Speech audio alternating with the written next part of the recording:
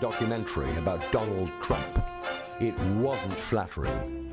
Trump screamed and shouted and threatened lawsuits, and it was never broadcast.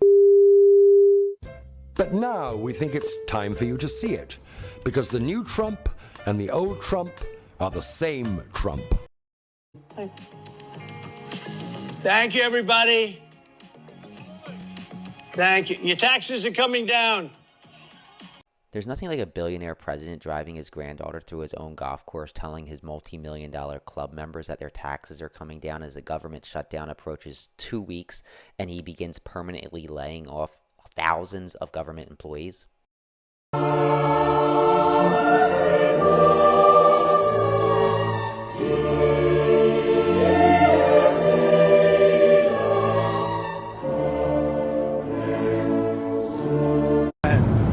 Talked a couple weeks ago, you were doing an interview and you talked about how you hope to end the war in Ukraine because it might help you get into heaven.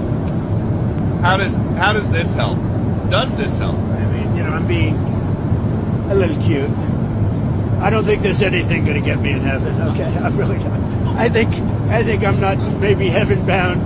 I may be in heaven right now as we fly in Air Force One. I'm not sure I'm going to be able to make heaven, but Donald Trump is the oldest man to ever be sworn in as president of the United States. Yes, he is older than Joe Biden was when he assumed office. And one thing we know about the presidency is that it ages people, right? I mean, you can see in the comparisons of presidents when they took office versus when they left office. And it's more than just the passage of time. They're dealing with the stress of running the most powerful country on earth.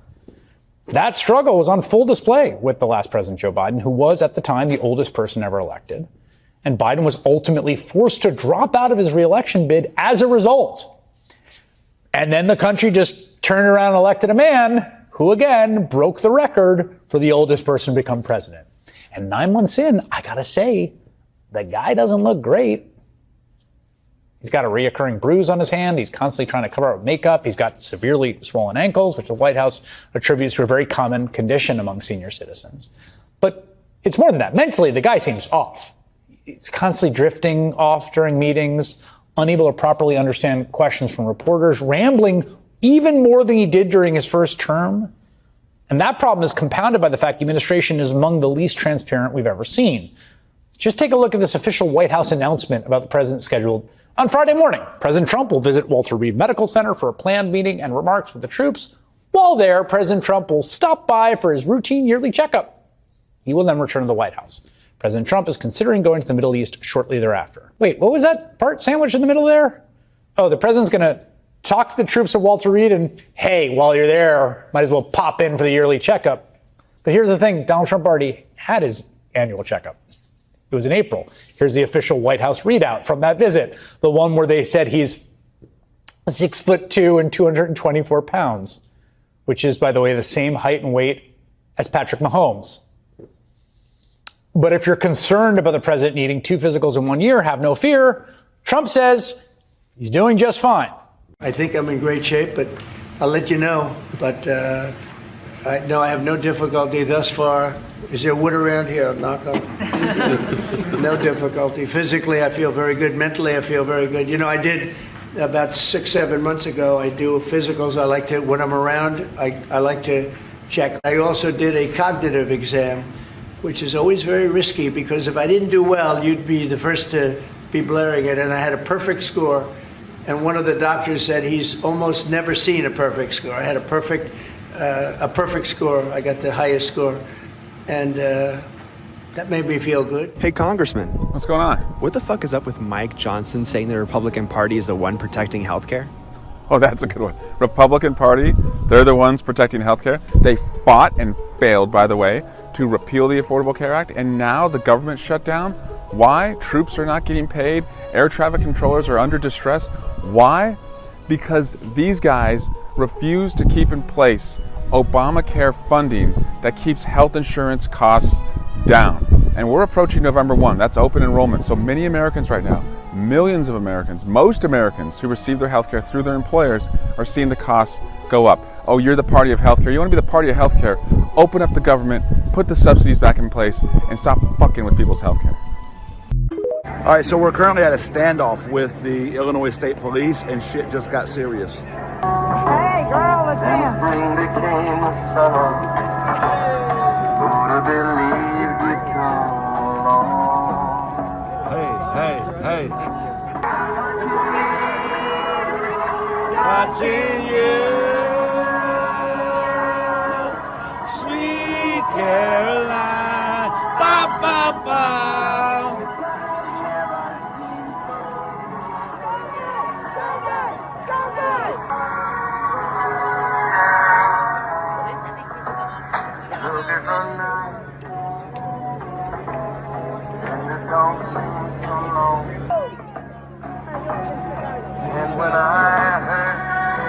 This has officially become the most unserious standoff I've ever been a part of. I've been in a lot of little standoffs with the police at protests, the most unserious one, and I love it.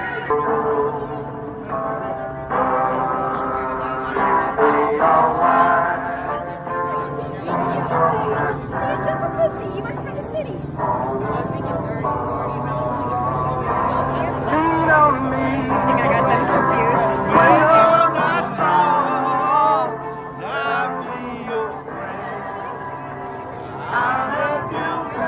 You're gonna need somebody to lean on, so just lean home.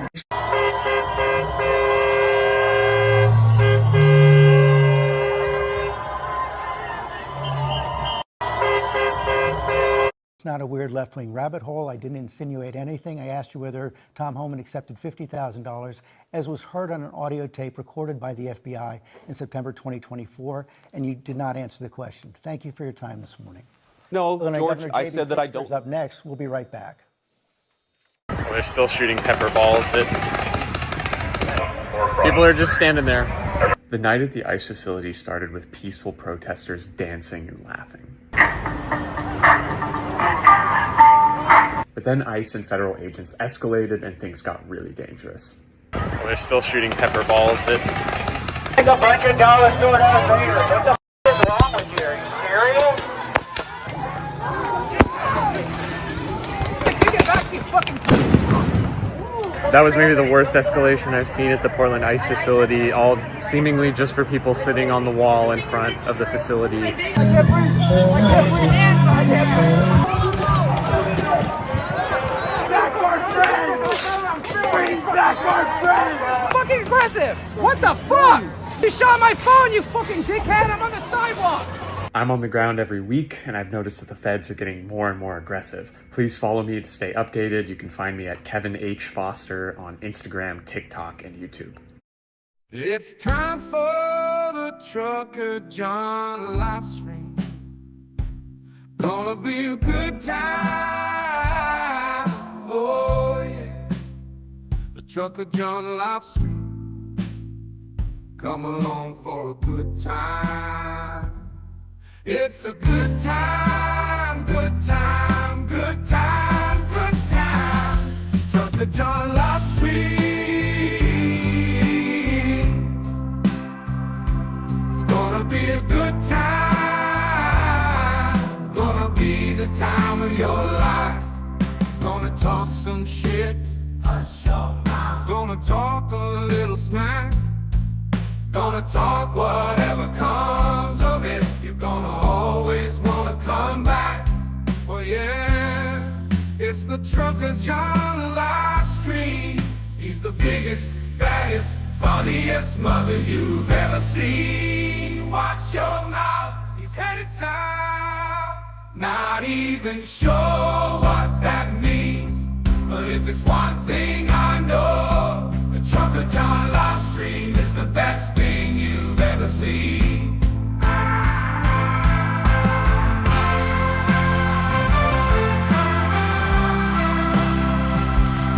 And now, ladies and gentlemen, the moment you've been waiting for. Trucker John.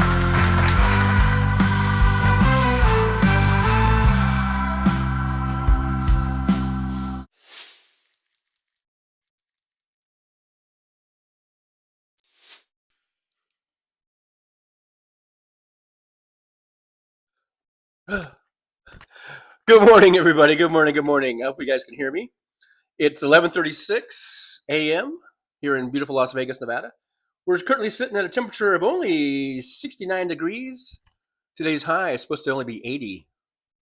And I saw the forecast. In a couple of days, our high temperature is supposed to only be 68.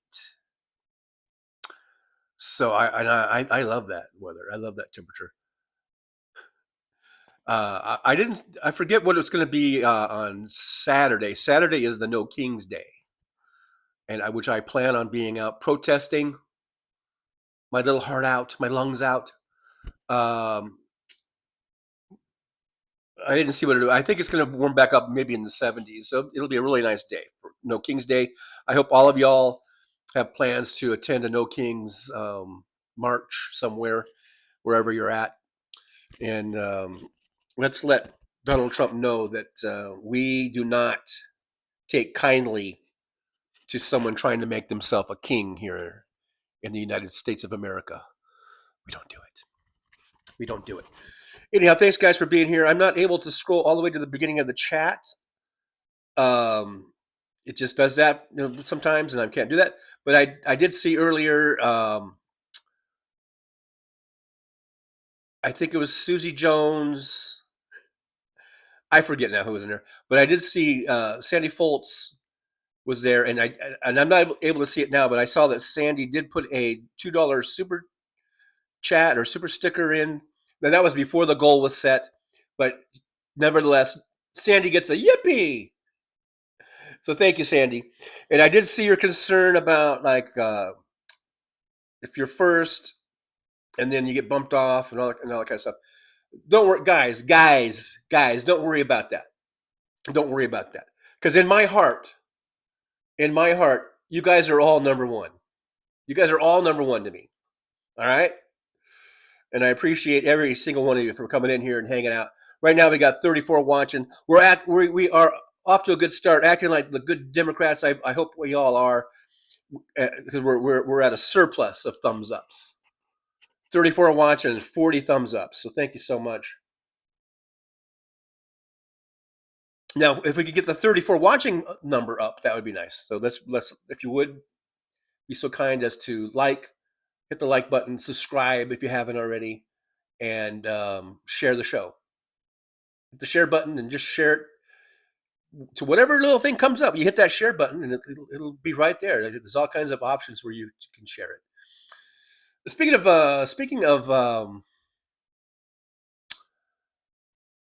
that, I guess, is Ada in here? Because I was just gonna say, I saw over on Hal's show that Ada had unsubscribed, which is fine. You know, I'm not everyone's cup of tea. Sometimes I can get a little abrasive, and maybe rub people the wrong way. So that's fine. I don't know if Ada's in here. I thought someone said hi to Ada in here, but if Ada's here, thanks. Well, thanks for coming in. And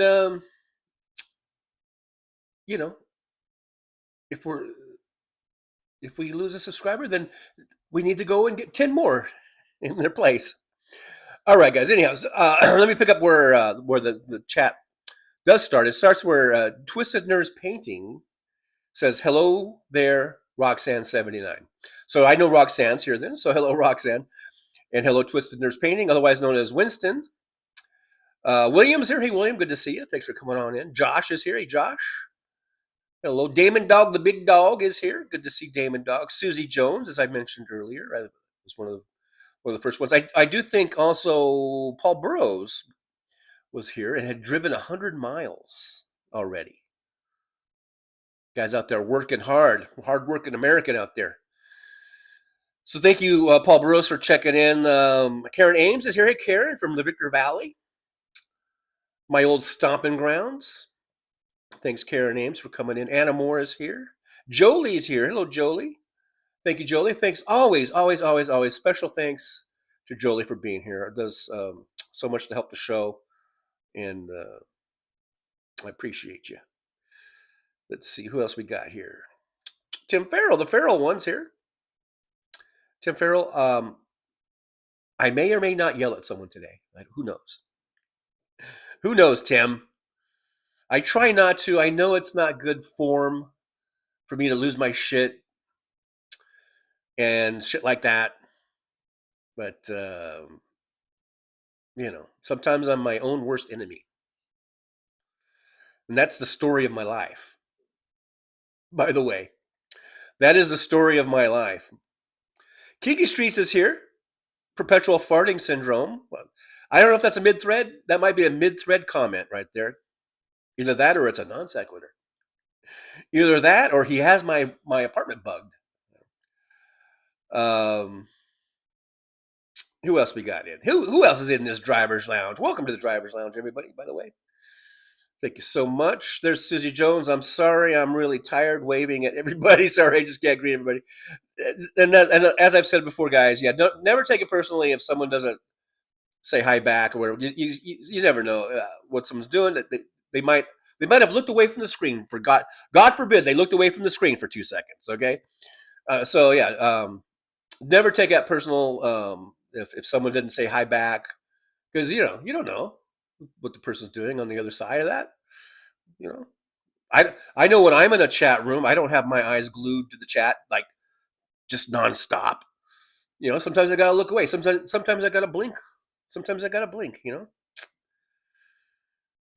Christina and Sun Ghost Squad is here. Hey, Christina, good to see you. Christina says, hello, everyone. I'm here making a video, but I'll be listening. And of course, maybe I'll put my 2 cents in. I hope everybody is well today. And you as well, Christina. I hope you're doing well. Back there in the East Coast, in the Big Apple of New York City. So, hope you're doing well back there. I do have I have another ghost story that I forgot to mention when I was on Christina's show last week. I have a ghost story that is kind of chilling in a way. To me, it is anyhow. Now, I might not be very good at retelling it, so it might not seem chilling to you as I retell it. But at the time, it was pretty chilling. So I might get into that if you guys are interested. If you guys are interested in hearing my little ghost story, let me know in the chat. And if we get 3 affirmatives, then I'll tell it. I'll tell my little ghost story. Unless I should save it for Halloween, I don't know. But that's I don't know. I'd rather just do it today. This is the Halloween month. Let's see who else we got in here. DPD 5844 is here. Hey, DPD, good to see you. So DPD asks the question: why can't Trump just crawl into a black hole? Black hole, son. Yeah, I wish he would. I wish he would just crawl into a black hole. Sometimes I wish the motherfucker had never been born at all, never been alive at all. Just think how much trouble it could have saved us if he'd never been born at all. David Dog says, I think Micro Johnson is in the files too, in the Epstein files. But not that I would doubt that he would go, but was he even known? I mean, because I don't think they've been, because Epstein's been dead for like 5 years now or whatever. And I don't know when the last shuttles to Epstein Island were.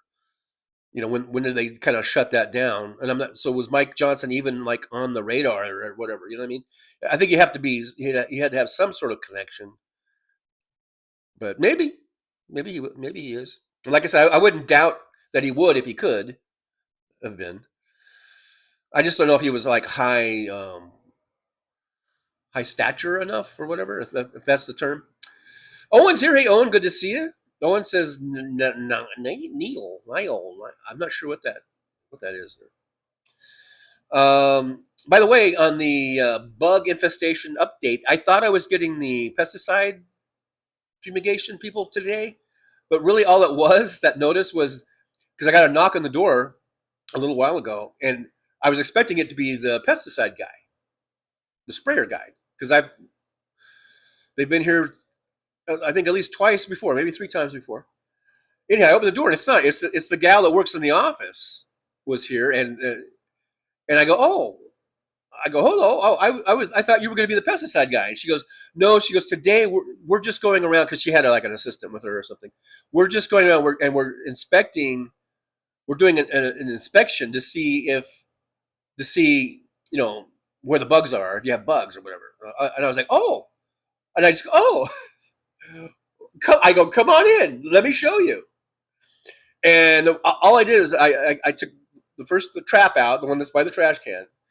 And I picked it up and I showed her, and she just freaked out. I go, look, do you see them in there? And she looked in you can see in the little trap, probably, two dozen cockroaches in there, or roaches, whatever. And a lot of them, their little antennas are still wiggling around, but they're stuck in there. They can't get out. They're stuck. And she's just like, oh my God. She goes, you got bugs. And I was like, yes, I've been telling you. I go, yes, I am infested. And I go, look, I've got 10 of these traps. I'm holding the trap up. And I opened the little flap so she could see really good. And I think she was taking video of it on her phone, actually. I go, I got 10 more of these all around the house, all around the apartment. And they're all like this. And they are. And she's like, oh my God. And she's like, so she wrote down, and I go, so are you going to send the pesticide guy? She goes, yeah, they'll be here Wednesday. And I guess, and then she went next door. I heard her go next door. So I guess she was going around to all the apartments and trying to, because apparently everyone's complaining, and I guess they didn't believe us. And now I don't know about the other people, but I had the receipts. I came with the receipts, as the kids say, right? I had the receipts, and the receipts were the bugs in that trap. So I'm glad I had that trap, and I'm glad she took it. I'm pretty sure I think, if I recall, I think she was taking video. I forget now, but because she kind of had a clipboard in her hand, and I think she might have been taking video on her phone. I forget, and I hope she's taking that, going to send that to the owner or whoever's in charge above her, because yeah, she kind of freaked out. She's like, oh my God. And I go, here, I can open it for you. She's like, oh no, that's good. And then I opened the flaps, because they have these little flaps on the side, but you can like open it completely up. But she's like, no, that's okay. I get it. And I'm holding them up. See him in there? And then she's like looking. She actually did get kind of close, and she's like, oh yeah, I see him. So anyhow, that was my little morning excitement there, I guess. Okay, so Jolie says, I watched that happening live on Don Lemon. I was watching Don Lemon also, Jolie. Yes, I guess yesterday. And my only kind of, I guess, criticism, because I saw the Jolly Good Ginger guy was there, and Don Lemon, and it was interesting to see, what was going on, and you saw some people kind of get roughed up by the cops if they went over the barrier and stuff like that. But my thing was like, there's like 25 people there, and I bet you out of the 25 people that were there, the so-called protesters, 20 of them were all like content providers, all content creators or something. They're all trying to get the viral shot. I know I'm not supposed to criticize our side. Maybe that's why I lose subscribers. Maybe I'm not supposed to criticize our side of things. But my main takeaway was like, there's like 25 people there, and most of them there are just YouTube creators trying to get a viral shot. There really wasn't. I mean, I don't know. It wasn't the big protest. There wasn't like 100,000 people there or 10,000 people. It wasn't even 5,000 people there. There wasn't even 1,000 people there. I doubt there was 100 people there. When I say 25 people, I'm not exaggerating. Okay, so maybe it was 30 or 40 people at the most. So I don't think it is worthy of all this coverage for that spot. They're just waiting, and then people will jump over and get manhandled or roughly handled or whatever. And so, oh, that's a good shot. I don't know. I don't even know why I'm saying what I'm saying. I mean, it's not like I mean, they were there to cover. That was the facility where I guess in Chicago when they grab people when ICE grabs people, that's where they were taking them. So I guess it's important to be there. But there's like 25 people there, just so you know. For those of you that haven't seen the videos of this certain area, this one area in Chicago, it's in front of a facility. I think it's mainly Chicago PD, or it might be the sheriff's department. I forget who kind of was acting as the crowd control. But that is, but they did have ICE, I think, at that facility, and that is where supposedly reportedly is where ICE is taking the detainees, the people that they're grabbing off the streets in Chicago. That's where they're taking them. Okay, so that's the thing. That's the importance of, I guess, of being there. But to record that. But like I said, I don't know. It's like 25 people that are protesting. So now I know we see other shots in Chicago, more downtown, where there's tens of thousands of people, or 100 or whatever it is. But just so you know, there's two different things going on. A lot of these videos we're seeing. There's the ones downtown Chicago, and then there's this one by this facility where they're taking the detainees. And like I said, there's like 25 or 30 people protesting. So I don't know why maybe it's a non-issue, but for some reason that sort of bugged me. Like Jolly Ginger Giant Guy and Don Lemon were there, and there were Mercado was there.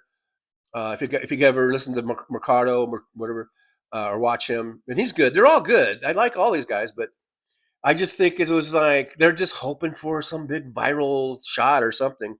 And there's nothing there. There's nothing there. It's like 20 people. Well, now I've reduced it to 20. But, so anyhow. It's something to keep your eyes on, though, I guess.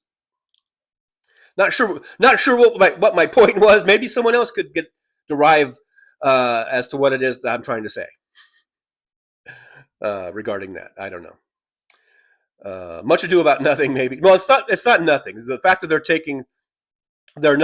they're just grabbing people. The ICE is just grabbing people, stripping people of their due process, grabbing people at courthouses that are trying to actually work on their papers, their documentation, all that kind of stuff. That's wrong, and so I don't, but anyhow, I don't know.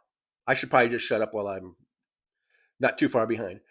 Roxanne79 says, my mom just sent me pics of a coyote that was in her backyard right now. So pretty glad I didn't see him while I was walking Daisy. I've seen some, I've grown up around coyotes and my whole life in the desert. I've seen some pretty cool looking ones. Like I've seen some that are kind of, I guess you could say awesome looking. I don't know, but the majority of them are really kind of mangy and scrawny. The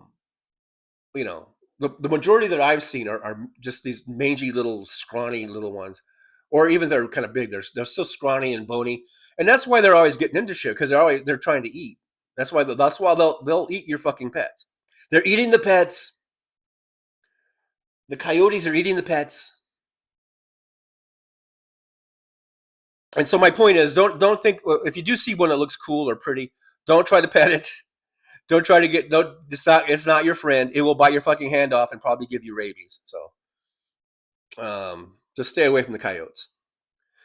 Twisted Nerve Painting says, well, they need the optics of a nighttime urban war zone. They will become more and more aggressive. Then that is probably in reference to the very last clip where, we've been showing all these, or I've been showing, and a lot of people have been showing, all the funny costumes and people dancing to the music out there in Portland and other places too. And it's funny. It's a funny image, and it does just to suppose. Here I go again. Why am I even saying a word that I can't pronounce? But it does kind of go against the narrative coming out of the White House and media, right-wing media especially, that that this is a war-torn city. Portland's in ruins. Portland's burning down. Chicago too, and even LA or whatever. And so then you suppose I used to be able to say that word. I used to be able to say it. You put that up against the images of the frog costumes and the other ones, and so it's like it's funny. It's like, see, this is Portland's not burning, but in that last clip, you did see them really getting aggressive with the pepper spray balls. That's what they're shooting out of they're basically like paint guns. The paint guns that people use. I've done a couple times way back, not lately, way back when we had these outings where we had these get-togethers and we went to paintball places and we had these little paintball wars and stuff. So these guns I think are pretty much like that, maybe more high tech, maybe a little more powerful, but they're shooting these pepper spray balls, and they're getting really, really aggressive with that. And they were grabbing some people, and I don't know, in those videos, there's a couple where they showed them sort of taking people to the ground and stuff like that. And so my concern is, when is pepper spray going to be replaced with real bullets? And there has been some instances or reporting of them shooting rubber bullets, and so it's something to watch out for. It's all fun and games now until someone gets their eye knocked out. So just be careful if you're out there protesting. Don't take the bait. Don't give them what they want, which is for you or anyone to be violent or anything like that. Just always keep it peaceful. And even then, you still might get shot with a pepper spray ball. But don't give them what they want.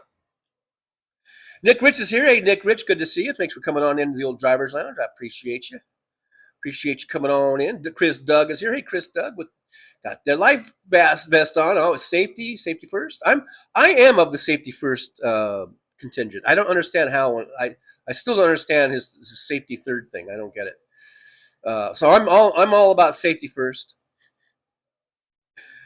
Josh says, Christina, I was telling my wife and daughter about your channel. We'll see. I can get them to check it out. Yeah, have them check it out. Check out Christina and Son Ghost Squad channel. Very, very cool stuff over there on that channel. Go check it out. Damon Dog, the Big Dog, says, "Wow, Roxanne 79. My friend with chickens saw one on a trail, on a trail cam, stealing one of his chickens. He had to completely screen their run. Oh, like a chicken run. That's a thing. Or, I guess, right? With the fencing and stuff. I don't know.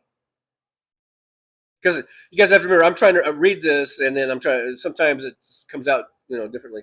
There's Ada Benitez, just saying hello. Hello, Ada. Good to see you. Thanks for coming by. I do appreciate you coming on in, and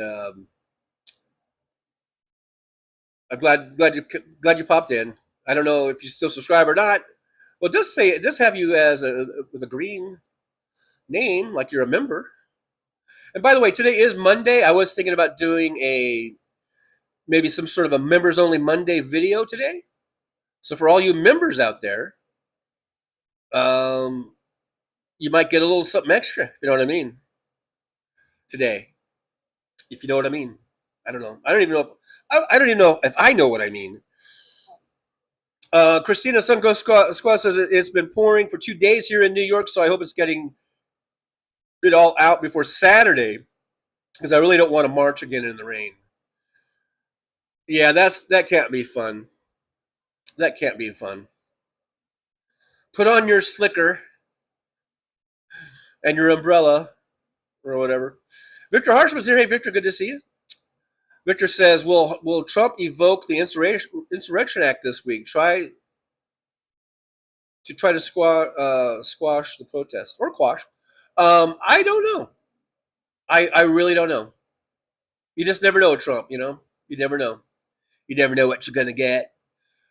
Trump's like a box of chocolates. That's what my mama always told me, that Trump's like a box of chocolates. You never know what you're going to get. I mean, who knows, Who knows? We do know that Trump is full of hot air a lot of times, so That's why we have to make sure, we don't give them what they want, which is they want violence. We can't do that. It has to be peaceful. Keep it peaceful. And so then, even if he does it anyway, let's say he tries to call for the Insurrection Act or invoke the Insurrection Act, and if we're all being peaceful, then that makes him even look more foolish.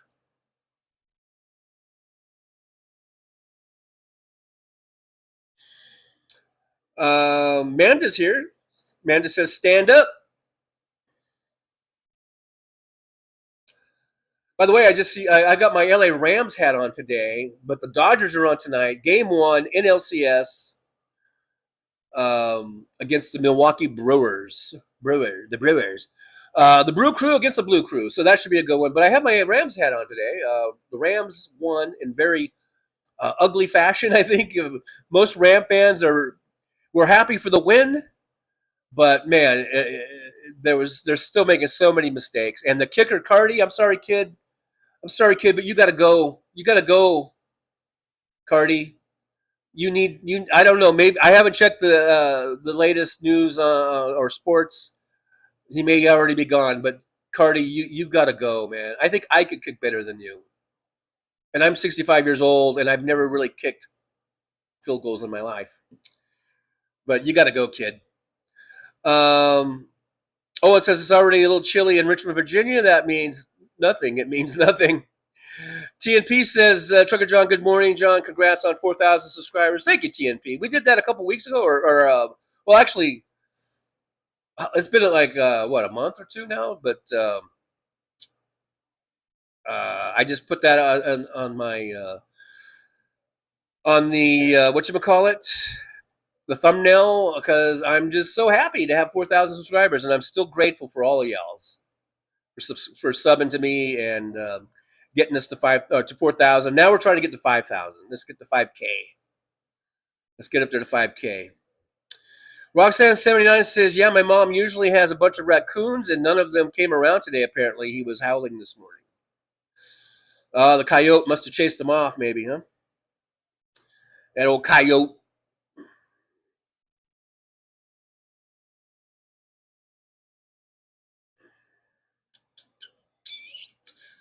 Got to watch out for them coyotes.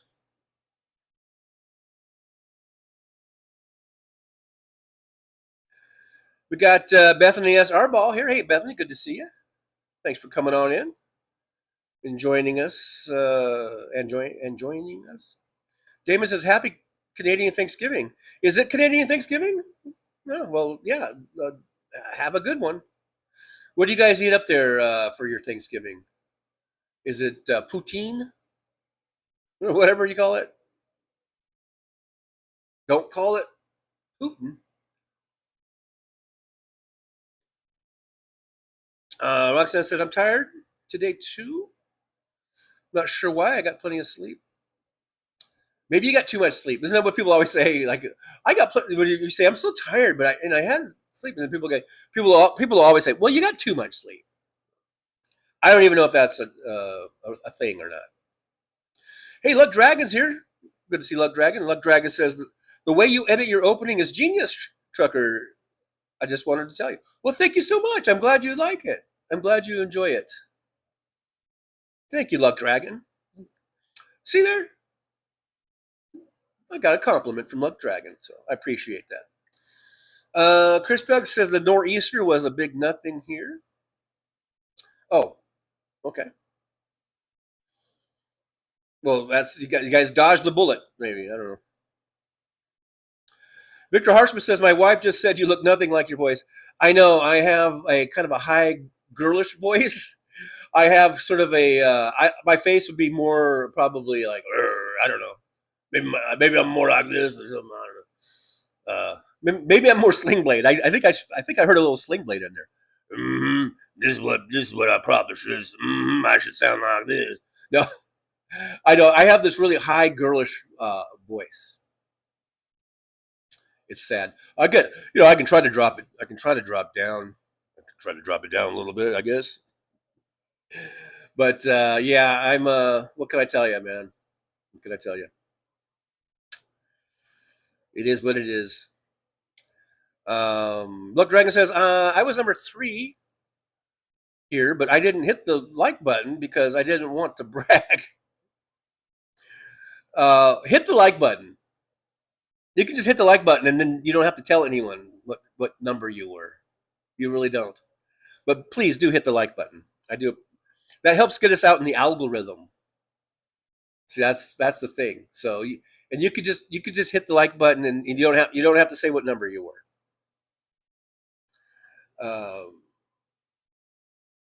Catherine Real Hill Talks here says, hi, everyone. Hi, TJ. Getting chilly in Chicagoland.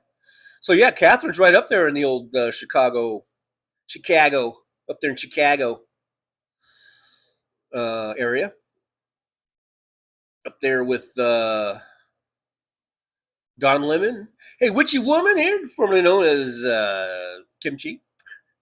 Hello, the goddess Witchy. I guess I could just say the goddess Witchy Woman now. Says, hi, beautiful progressives from cold Northern Virginia. Love and hugs to TJ the Valiant. Oh, thank you. Thank you very much. Beautiful Mistress Erin and gorgeous Jolie. A witchy woman. A witchy woman. Damon Dog, the big dog here, says, question for the chat and Trucker John. Which inflatable protest character do you like the best? I was really digging the raccoon until I saw the lobster and mushrooms. I don't know. Which one do I like the best? Let me think a minute. Let me think. I kind of like the frogs, probably. I thought the shark was kind of funny. I thought some of the dinosaurs, they just look funny just the way they run around. They look funny. I don't know. Pooh. I saw Winnie the Pooh. That was kind of funny. Mr. Spock's here. Hey, Mr. Spock. Maybe you were here earlier. I don't know, but live long and prosper. To good old Mr. Spock. I do have a big blank spot. I didn't really find any new memes to put up. So we'll probably just put this one up as a reminder of the No Kings protest on 18th, which is going to be this Saturday, guys. Check your local listings for times, because most of these places they're running them pretty well organized, and they want to make sure that they're not breaking the law, so that they don't give the authorities an excuse to rough people up. So I think that most of them they're getting whatever, they're going through whatever permit process that they need to do, and then they get that where they're going to hold it. They get a certain time. That's why you'll see if you go into the No King right there. I think it is nokings.org, right? Is that, and you can find out if there's one near you, and they'll have the times that it's going to be held. And the reason they do that is because of the permits. They're blocked out for a certain amount of time. Christina says, "Oh, don't tell us. I will have you on again, or you can email me and I'll make it a story." Oh, okay, all right, then. We'll do that. We'll save it. Either I'll come back on, or I can email you, or I can email it to you, and you can tell me if you think it's worth talking about. And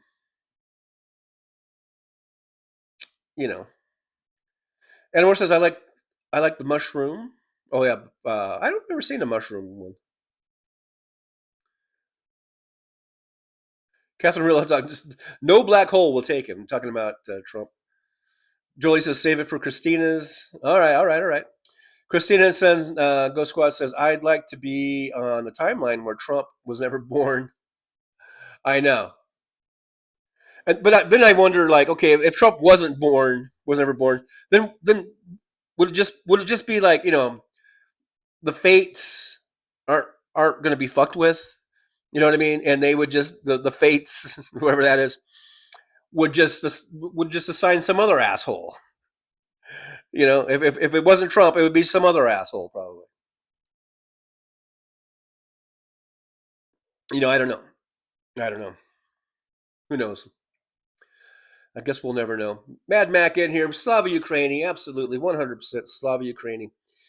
I guess is today Columbus Day? I don't even know. I think today's Columbus Day, right? And I was just going to bring up one thing. You know how Hal Sparks will always say, like, that the Indians aren't the noble, like, and like peaceful people that they're sometimes portrayed to be. You know, that in other words, they could be just as vicious or brutal as, say, the U.S. cavalry or any of the settlers that that came across and had these battles and fights with the Indians and stuff. And I agree. I mean, I agree. Yeah, we know there's plenty of stories of very brutal actions by Indian tribes amongst themselves against other tribes.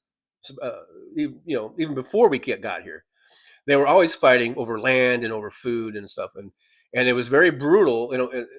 And I think because they had to send a message like, "Don't fuck with us," or "Don't come on our land," or whatever, so it was very brutal. And and the same thing happened when we had the Pilgrims come over.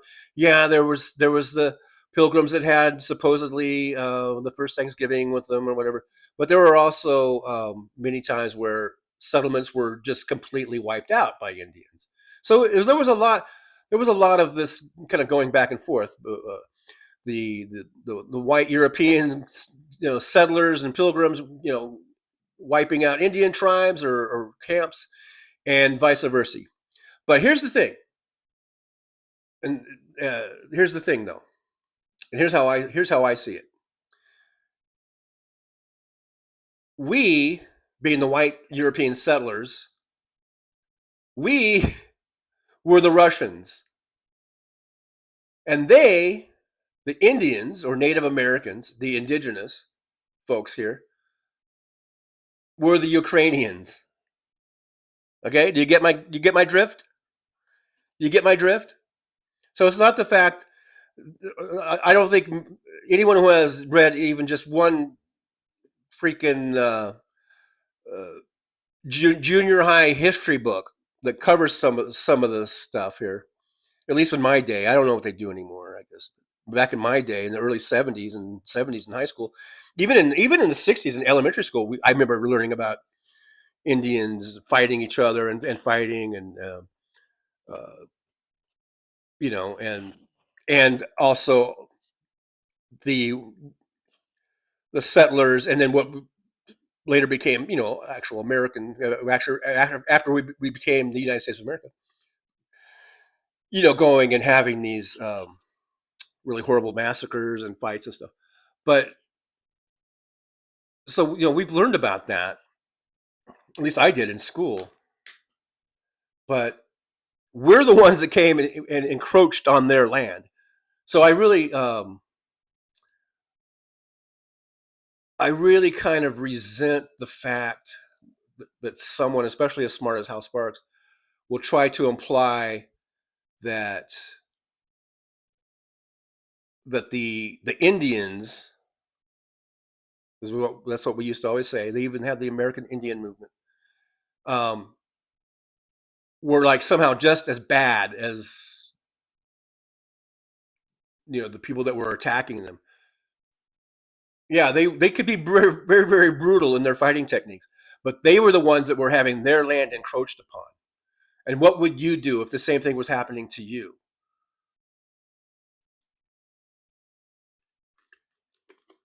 So anyhow, that's my Columbus Day story, and I'm sticking to it. All right, moving on. Ada Benita says, "I'll never forget a protest in Turkey where the police were chasing protesters, and there was a Pikachu running like a bat out of hell." That's funny. I mean, it's a funny image. I don't know if it's funny that police were chasing him, but protesters. But It's a funny image. Luck Dragon says, I'm sick and tired of listening to punk rock about politics lately, so I have referred back to the Misfits, maybe because it's Halloween. All right, you audiophile.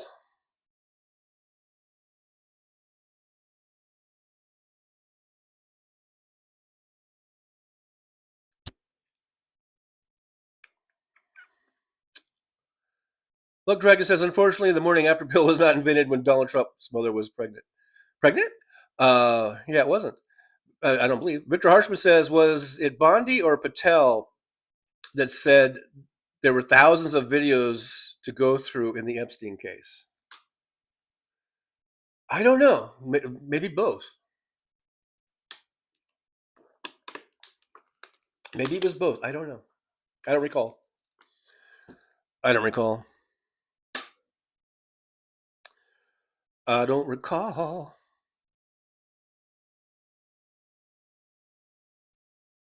Nick Rich says, even bugs serve a purpose on our planet. Bug zappers unite. Yeah, they do. I just don't think they serve any purpose to be inside my apartment. Like I always tell the bugs, and yes, I do talk to them sometimes. I tell them, look, outside you've got free reign. You can be outside there in the bushes and in the trees and in the grass and out in the fields, all you want to your little heart's desires. But once you cross this threshold, all bets are off, and it is war. You will be dealt with extreme prejudice.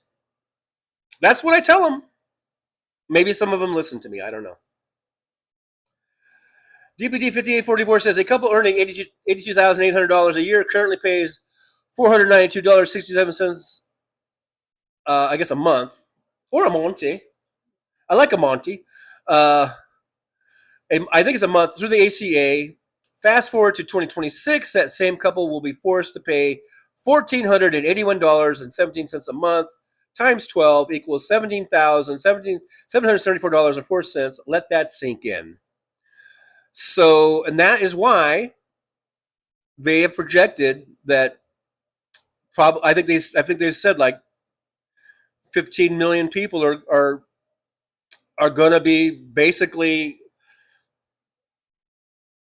bumped off of ACA or off their health care because they can't afford that. Maybe it's more than that. I don't know. But this is why millions and millions of people are going to lose their health care because they cannot afford to pay over $1,400 a month, almost $1,500 a month. Are you kidding me? Are you crazy? They can't afford it.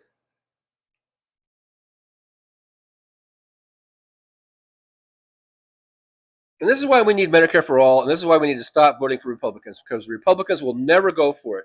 Republicans complain to be the party of Christianity. Let's just face it. They don't give a fuck about Islam, or they don't even give a fuck about Judaism, even though Jesus was a Jew. They don't give a fuck about any of that shit. All they care about is their ultra right-wing Christian nationalism. And white Christian nationalism does not include health care. It does not include health care as being a right, or as Hal Sparks says, a government responsibility. It should be neither. It should be all up to the free market, and they should be able to charge as much as they want. And if you can't afford it, then you're just shit out of luck. And as Alan Grayson said back so many years ago, what the Republicans, their idea of health care is, if you get sick, if you can't afford it, if you get sick, then die quickly. And that's it. And it hasn't changed. That has not changed. Was it Alan Grayson, right? Is that his name? Alan, whatever, from Florida. He was a House rep. This is during the ACA debates back during Obama, right? Back in 2009 and around there. And this is what he said. Here's the Republican health plan. If you get sick, die quickly. And it hasn't changed one bit since then. Anna Moore says, it's the mulch I tell you. Well, I looked out. I didn't see any mulch. But anyhow, Anna Moore says, it's the mulch I tell you, DJ. We had the issue in my company. I just see dirt. I don't see any mulch, but I don't know. Mad Max says, Guten Tag at Twisted Nurse Painting. Victor Harshman says, Don's doing some good stuff. Do you mean Don talking about Trump? I don't know. I don't know what he's doing that's good. Tell me what he's doing that's good. I think I have an idea of what you might say, but tell me what you think he's doing that's good. David Dog says, "Yep, DPD 5844. It's going to get so bad, and they find a narrative to blame Democrats, even though it's clearly the big ugly bill, which is all Trump and the Republicans, right?"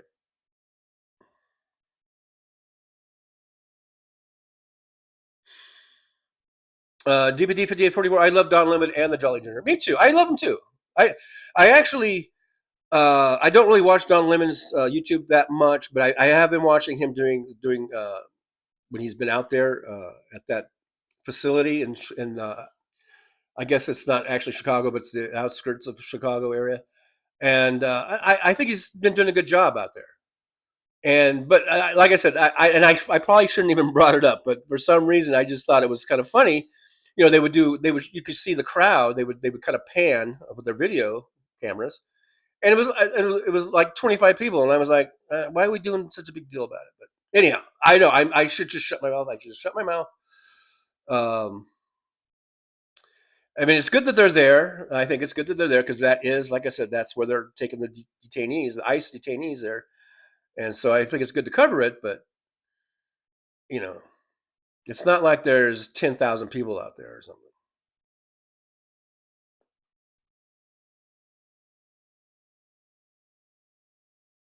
Catherine Reltalk says, everyone that is able to, please go to marches this Saturday.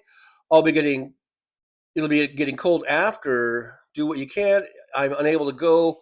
Wear blue for those that can't go, please.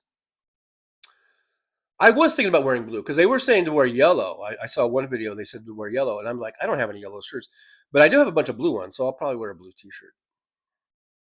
Something like that. I don't know who this one is. It could be a troll. I don't know. It's always a good sign, I guess. They say it's a good sign to get trolls. So I don't know. I'm not going to say the name because I don't even know. Catherine Real Talk says, ICE attacked a 15-year-old girl in Hoffman Estates, Illinois over the weekend. Of course they did, because they're bastards. Luck Dragon says, wait until 20 million people lose their health coverage, bro. Not even the Civil War came close to those numbers in protest.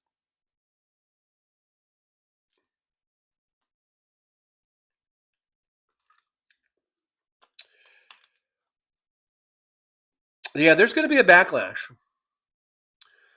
There's going to be a huge backlash, and it should be all directed at the Republicans. Because this is the Republicans doing this.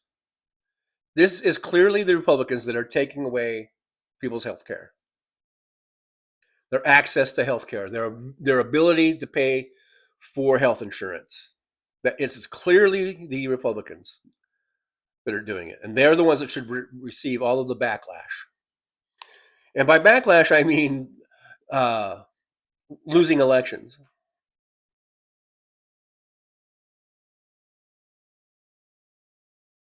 Jolie says that was yesterday. There were way more people on Friday and Saturday. I forget which day I was watching. Okay. I was watching, I don't know. I think I've been watching for the last couple of days over the weekend. Catherine Real Health Talk says, TJ, the suburb is called Broadview. Yes, that's what it was. Broadview, Illinois. Right. Ada Benitez, David Dog, I love the T-Rex costume. Jolie says, protesters take days off too. All right. Mad Max says, because you've had too many Molsons on Thanksgiving, maybe. Laughing out loud, Nick Rich. Oh, because Nick Rich didn't know what he was saying or something like that. Catherine Real Health Talk, and this is good. Catherine is from the Chicago area, so this is good to hear Catherine here. Catherine says, Broadview mayor put time limit from 9 a.m. to 6 p.m. during the day. I know they had a 6 p.m. cutoff on the day I was watching. I think it was Saturday I was watching. and I remember it was like 5:30 or 5:40, and the cops came out, and they were already telling people to disperse. And I remember there were people going, "Well, we got till 6 o'clock or whatever," and he was like, "No, just we want you to disperse." So they were, but they, I could see how they were trying to get maybe a little bit of an early start on it. But again, I was like, dude, there's 25 people. It's not like there's even 1,000 people or 2,000 people are there. I could see maybe getting a little early start on telling people to disperse. But maybe that's why I was kind of laughing at it. I'm like, dude, you guys are so worried about 25 people, because they had in the background, you could see a whole line of cops that were already lined up, ready to start marching in, ready to start pushing people back. And I just thought it was laughable. I'm like, dude, there's like 25 people here, and you're like so worried about it, like there's going to be this massive takeover or something, But anyhow, this is my 2 cents worth. Josh says, I want to see a t-shirt that says nice instead of ice. Nice. I don't know.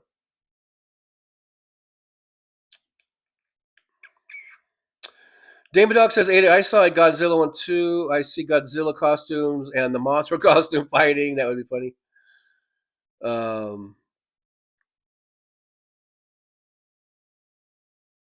Amanda says they had a permit on Friday.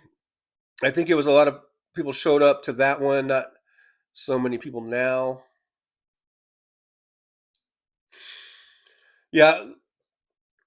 Like I say, I think I was just watching it mainly on, because yesterday I was watching football mainly in the baseball game. So I think I was watching it mainly on the protest on Saturday, I think, with Don Lemon. Because I saw Don Lemon's live coverage, and then the Mercado, he was doing live also. I watched a little bit of his. And I know Jolly Good Ginger was there, and you saw in the clips I had some of his videos that he posted. But I didn't watch any of his live stuff. I'm not sure if I even saw that come up on my feed. Andrew Petrie says, I'm a keen supporter of Mikado Media. Yeah, I watch him. He's good. Kiki Street says Mikado was very good live debater, no prep required. Yeah, he kind of did a little bit of that on the. Well, actually, other people he was picking up on his video. Other people were trying to sort of debate. I guess there were a couple of MAGAs there at this Broadview or whatever. And Mercado was saying, like, I wish they wouldn't do that, because it just gives them, some notoriety, or gives them attention, and that they don't deserve, and that they're not going to really debate anyhow. They're just going to repeat their sort of, their little phrases that they have. They don't really go into it. They're not like honest brokers. They're not really going to have a debate with you. So I think that's what I saw of Mercado when I was watching. Josh says Eastern coyotes are much bigger than Western coyotes. Okay. Nevertheless, like I said, don't try to pet them. Don't try to domesticate them. They will probably bite your face off.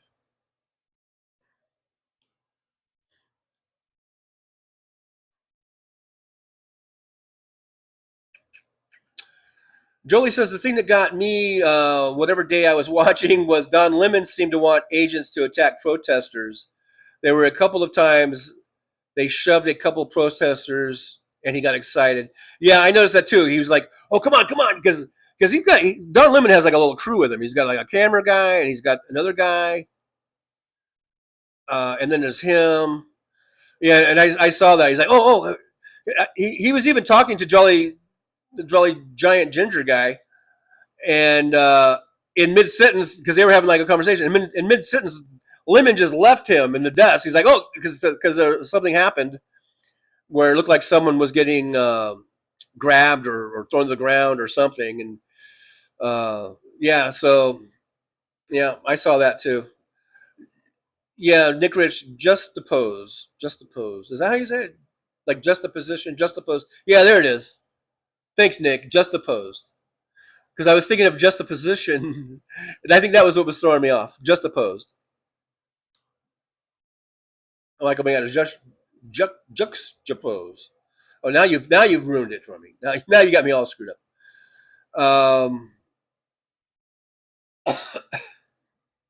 Anyhow.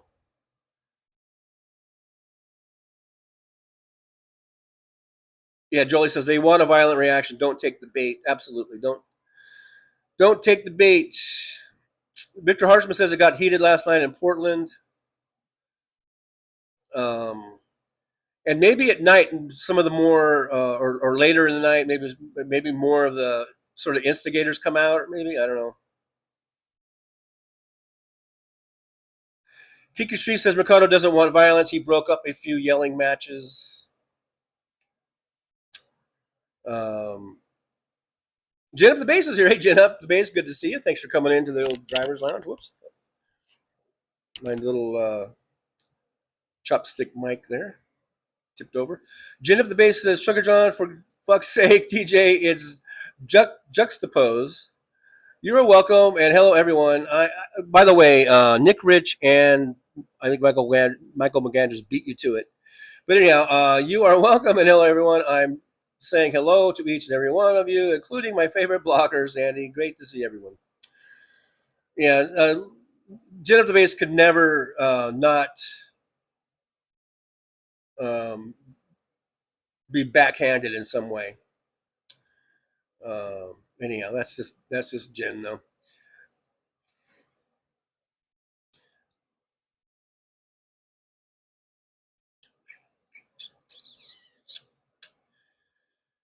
Kiki Street says never watched CNN. Stopped cable sub over 2 decades ago, so I don't know Don Lemon. I know who he is. I over the years when he was on CNN or whatever, I watched him maybe a few times here and there, but not too much. Just little bits and pieces here and there. Victor Harshman says Mike Johnson slams upcoming anti-Trump No Kings protest as a hate America rally. Oh yeah, I had that clip. I was going to play that. I didn't put that in, did I? For some reason, I left it out. I did have that where Mike Johnson was calling it a hate America rally. I probably should have left that in there. It just kind of didn't seem to fit. I try to get stuff that kind of maybe fits a little bit better or juxtaposes. Look at there. I'm Nick Rich, 12 noon in Vegas, so I'm 34 minutes behind, guys. I'm 34 minutes.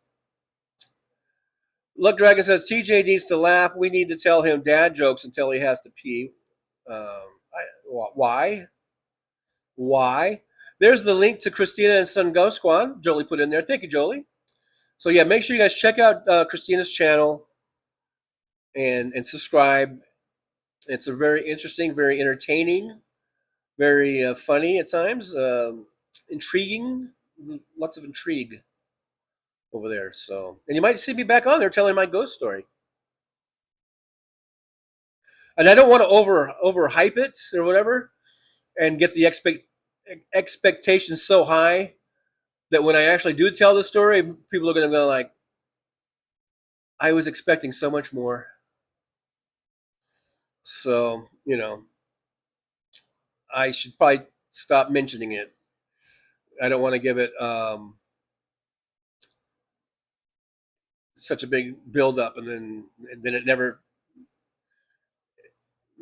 lives up to that. Karen Ames, go Dodgers. Absolutely, go Dodgers. Mad Mac, I'm wearing Seattle Mariner hat. Maybe we'll see you in the World Series.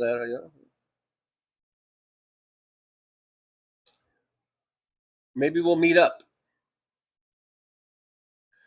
Catherine Real Ho Talk says anybody that beats the Milwaukee Brewers is okay with me. Well, hopefully we can do that for you. It's going to be tough. I know the Brewers, for some reason, that's another word that's kind of hard for me to say. The Brewers faced the Dodgers in the regular season 6 times this season, and they won all 6 games. So they're 6-0 against the Dodgers this year. But this ain't the regular season. So I think you can kind of throw the record out the window at this point. Victor Harshman, Seahawks 7 sacks yesterday. I didn't watch the game. I was watching a little bit of Red Zone and saw some of the plays. I was just upset that that they won. I don't want any of my division rivals to ever win, unless it's something that's going to benefit the Rams, and when it comes down to playoff pictures and things like that.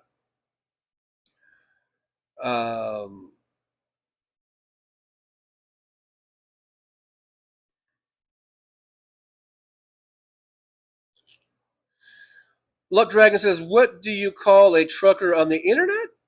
Why, John, of course. Is that one of your dad jokes? Is that like a dad joke there?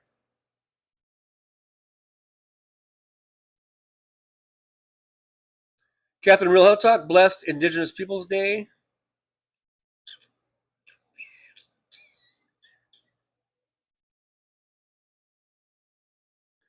I don't mind when people, want to bring out some of the truths about Christopher Columbus. One thing, he never set foot on North America. He only made it as far as the West Indies, I believe. And the man was a monster to the indigenous people of where he landed. He murdered them. He raped them. He made them slaves. And that's all I got to say about that for now.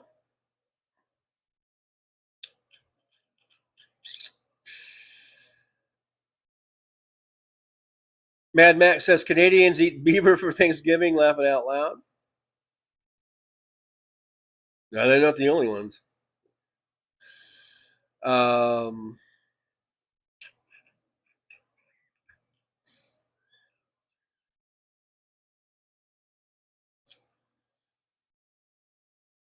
Josh says, "Thank you very much," in Russian, Elvis. Yeah, someone told me that before, and I don't remember what. I remember Bolshoi was in it, and I forget the other word. It was something like Bukoya Bolshoi. Oh, Bukoya Bolshoi. Something like that. A little something like this. Come on, all my Russian fans out there. A little something like this. Bukoya Bolshoi. I don't know, man. I don't know. Okay, here's another, I think maybe a dad joke. Luck Dragon says, Trucker John Livestream is the best song I've heard since Nickelback or Kid Rock with Sheryl Crow. Picture that. That's just mean, Luck Dragon. That's just mean. You don't have to like my live stream or the songs, but that's just cruel. Now, not so much the Nickelback part. I actually think Nickelback is pretty good, but Kid Rock, and I actually like Sheryl Crow, but the Kid Rock thing, I mean, that's going too far. And poor Sheryl Crow. She was with Kid Rock at least before the rest of us knew what a complete and utter piece of shit he is, I think. But she probably found out, the hard way. I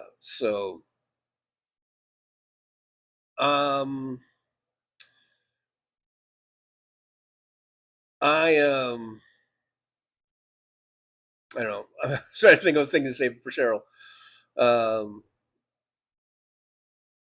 I guess I empathize with Sheryl. I'm glad she got out of that relationship. And it was probably just a really bad mistake that she wishes that she could forget. Catherine Real Talk says, make signs for bridges and overpasses. GOP loves pedophilia. Prove it wrong. That's a good one. Nick Rich says 5 days from now, what's the weather predictions for Saturday? I forgot to look on mine that far out. I don't think there's any rain. For here, it'll probably just be in the 70s and a nice day in Vegas. I don't know about your guys, wherever you guys are at. Just look at your Weather Channel app and it should tell you.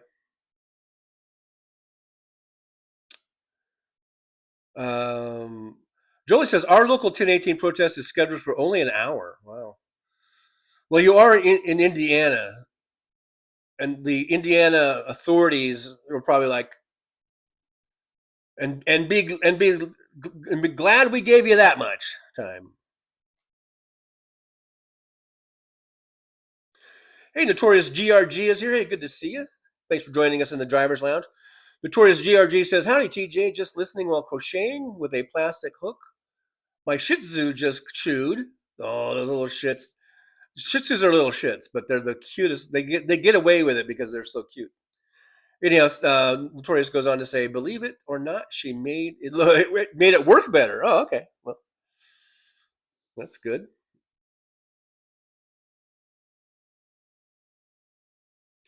Catherine Real Health Talk says Agent Orange and his son Baron apparently made a shit ton of money on Bitcoin, and apparently some insider trading crap, maybe. I don't know. I'm not sure how Bitcoin works, but I don't know. I don't even. Are they able to cash out and get real money or what? Until you can do that, then it means nothing to me.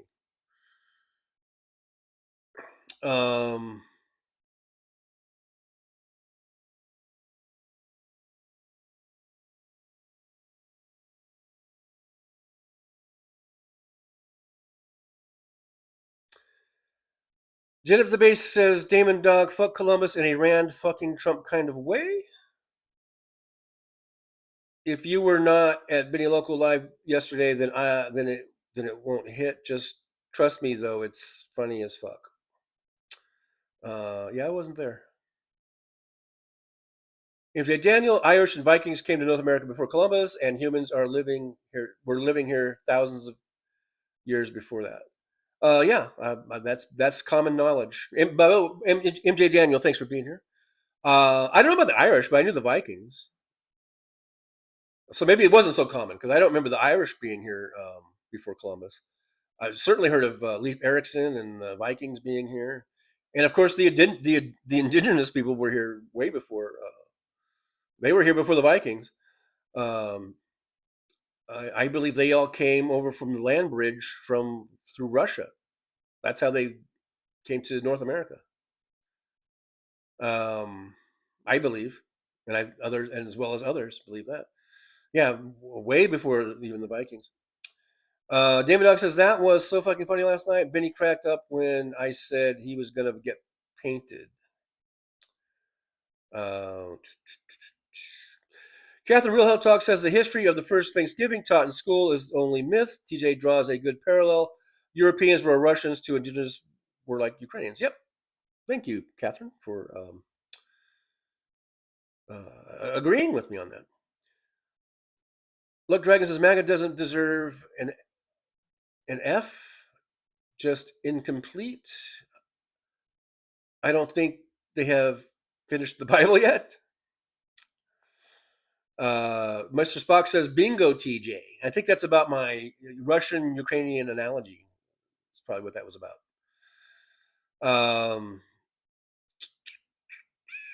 MJ Daniel says, well, some tribes were very aggressive and warlike, but nothing compared to the Europeans who also had better weapons. Well, I'll agree with you that the Europeans had better weapons. That's why the Europeans won. That and the fact that the tribes never really could get all united. Now, there were some cases where tribes were united to fight the Europeans, and they did very well, but they could only hold out for so long because I think their treaties with each other wouldn't last, or they just didn't have enough tribes. But if every single tribe in North America, let's say, if every single tribe had all come together as one, then they probably could have held off the Europeans or some, I don't know, who knows. But the Europeans did have the advancement in their weapons.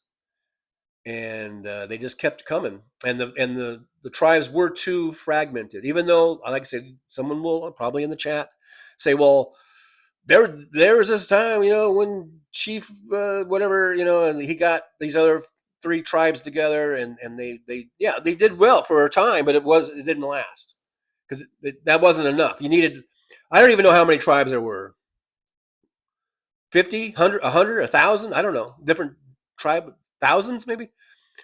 If they had all joined together, then this might be the United States of American Indians right now, or whatever,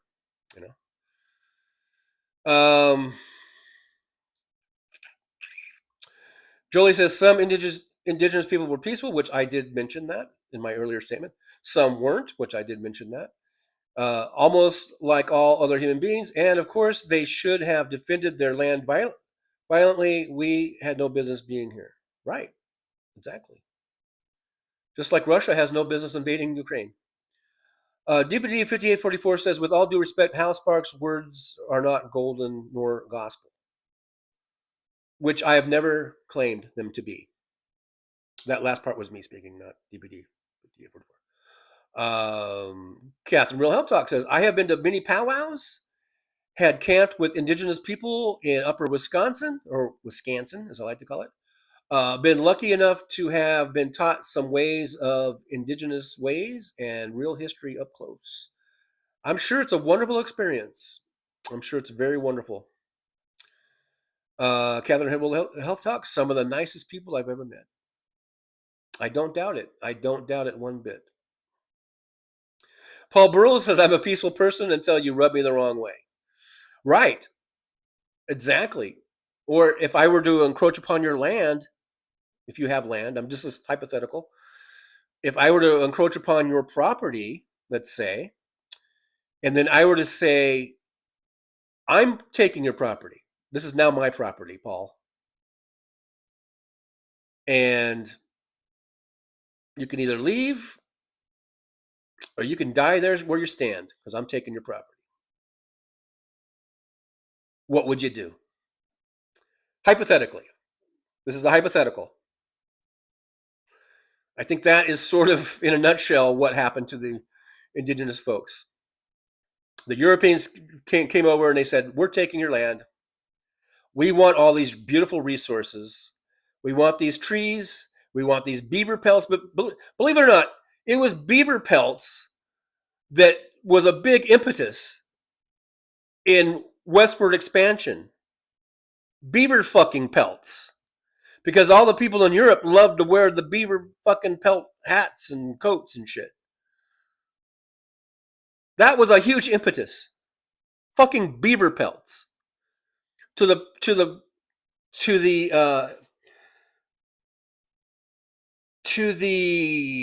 extreme, or whatever, to the extent, that's what I'm trying to, the extent they almost wiped out the beaver population. They almost fucking completely wiped out the beaver population at one point.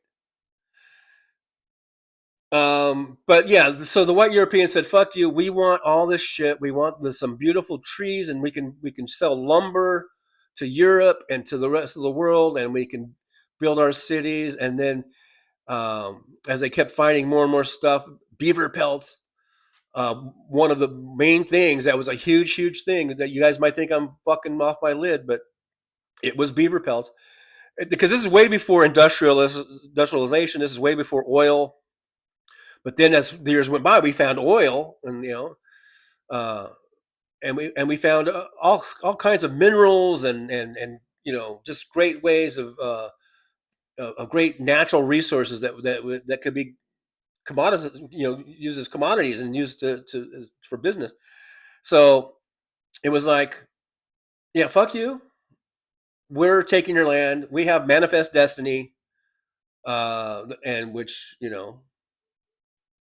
whatever you think of that phrase, however you think of that, that's what they use. They used that as an excuse to continue on their westward expansion and take all the land for themselves. And that's Happy Columbus Day.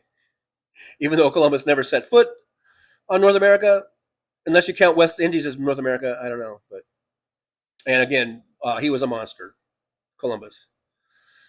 The first thing he did was murder and rape everyone there, and whoever lived made slaves. Whoever survived, they were made slaves and raped continuously. So just have that image of that's the image of Christopher Columbus that should be taught. In my humble opinion, that's my humble opinion. Luck Dragon says the people of Ukraine are celebrating a hostage release in Israel right now, just like America. Can you believe that? Slava Ukraine. That's because the Ukrainians are pretty cool people. They're pretty cool people. The more and more I hear about Ukrainians, the more and more I like them. I think they're pretty savvy, and they're pretty into being on the right side of history on things, on these things. MJ Daniel says the Iroquois Nation are known for their sophisticated political system and played a significant role in early American history. And I believe, is that the one where people say like the Constitution was greatly influenced by their stuff or whatever? Catherine Rule Hot Talk says sometimes Hal is actually just wrong. I don't think he's I think he has good points about that. I mean, the fact that he's bringing up that, because I think there is some validity in his argument that there is this sort of I guess romanticizing of the Native Americans, and that they are this noble, people that did no wrong. They didn't pollute. They didn't overuse things to the point of extinction or whatever. But they were tribal people, and they just were eating what they needed to eat. They were somewhat kind of migratory and follow the migrations and and they would move based on the time of the year, and they had where it was better to hunt and where it was better to hunker down during the winter and stuff. So but there is this sort of romanticization that they were just this noble people that never did anything wrong. But like Jolie said, they're people, just they're still human beings, and there were good ones and bad ones, violent ones and peaceful ones, and and everything else. So they're just as human as the rest of us. And I think that's kind of what Hal is trying to say. But I think that a lot of us, we know that.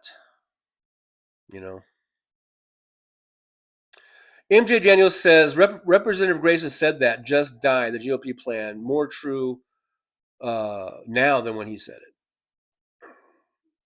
Well, I don't know if it's more true. It's just the same true. I think it's the same true. And Nick Rich says, if there wasn't universal health care in 2003 in my hood, I would have croaked.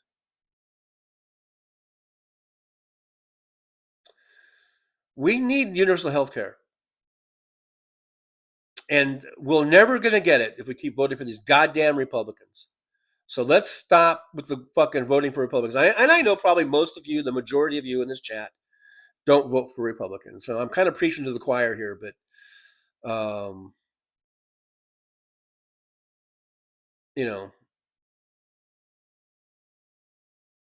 I guess I can just, in case there's any trolls that come in or whatever, you never know who's going to see this. Guys, you got to stop voting for Republicans, because the Republicans are killing us. They're killing us.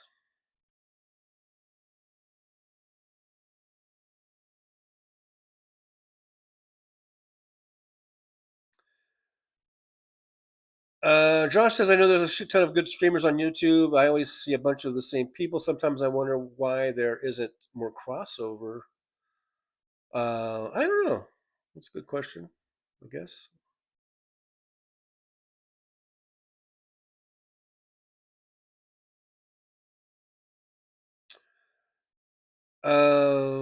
Catherine, well, MJ Daniel says, fucking out of control. There must be criminal trials for what the Republicans are doing. This cannot be allowed to stand. Well, once again,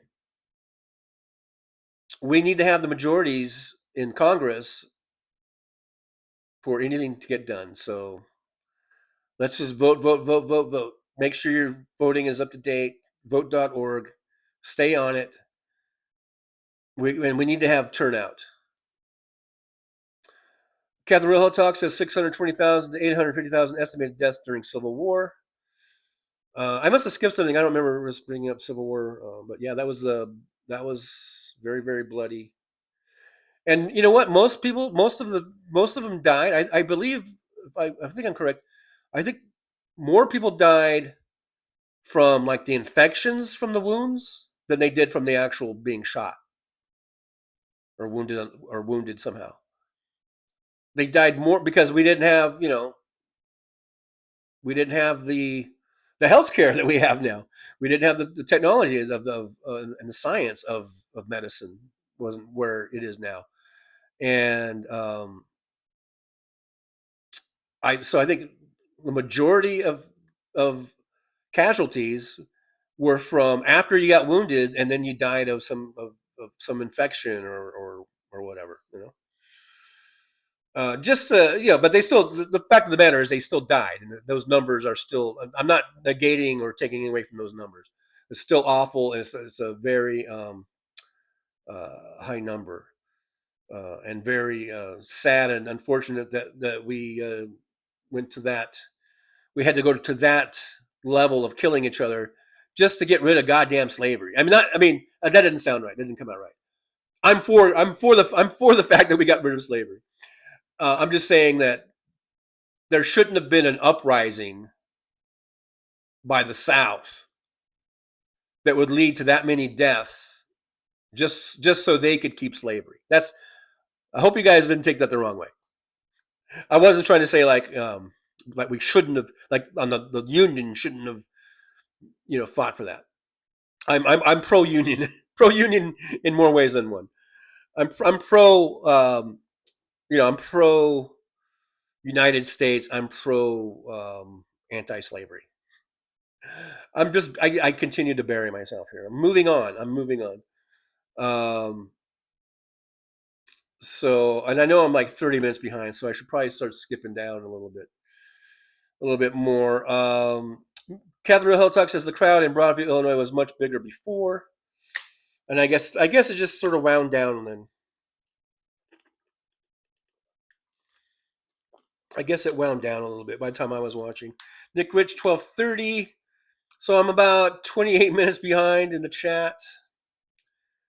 Catherine Real Hot Talk says Don Lemon seems like a real dope. I don't like him. Yeah, I don't know. I kind of felt that way, I guess. But when I was watching on, I guess it was Saturday when he was doing his live feed from that Broadview place.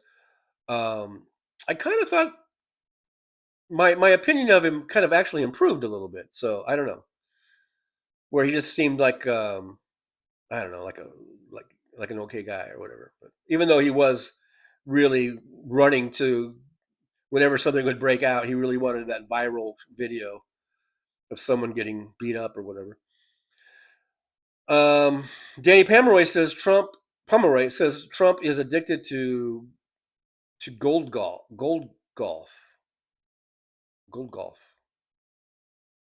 What's gold golf? Golf as in like a body of water, not golf like golfing. I don't know what that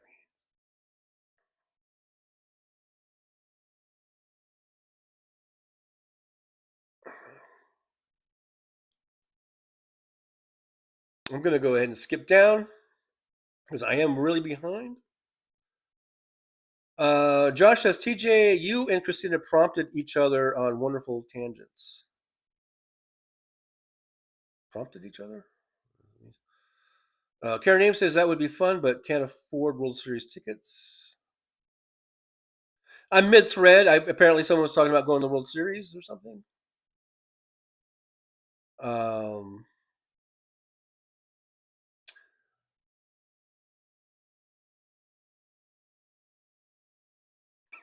Michael McAndrews is here. Hey, Michael, good to see you.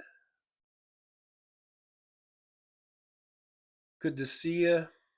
Thanks for coming by into the old chat room.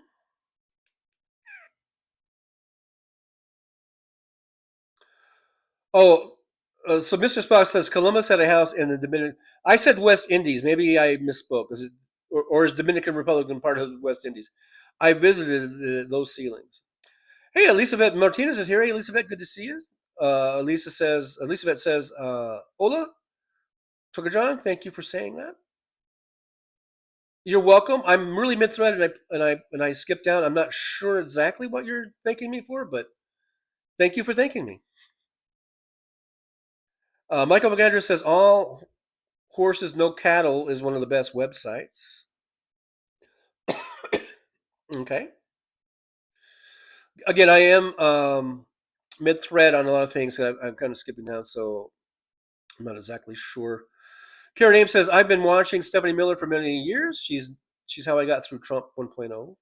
Yeah, I've been listening, mainly listening at first, like when I was in my truck, to Stephanie Miller, probably since like what, 2004 or 2005. That's when I discovered all these people, like Randy Rhoads and all of them. It was around 2004, 2005.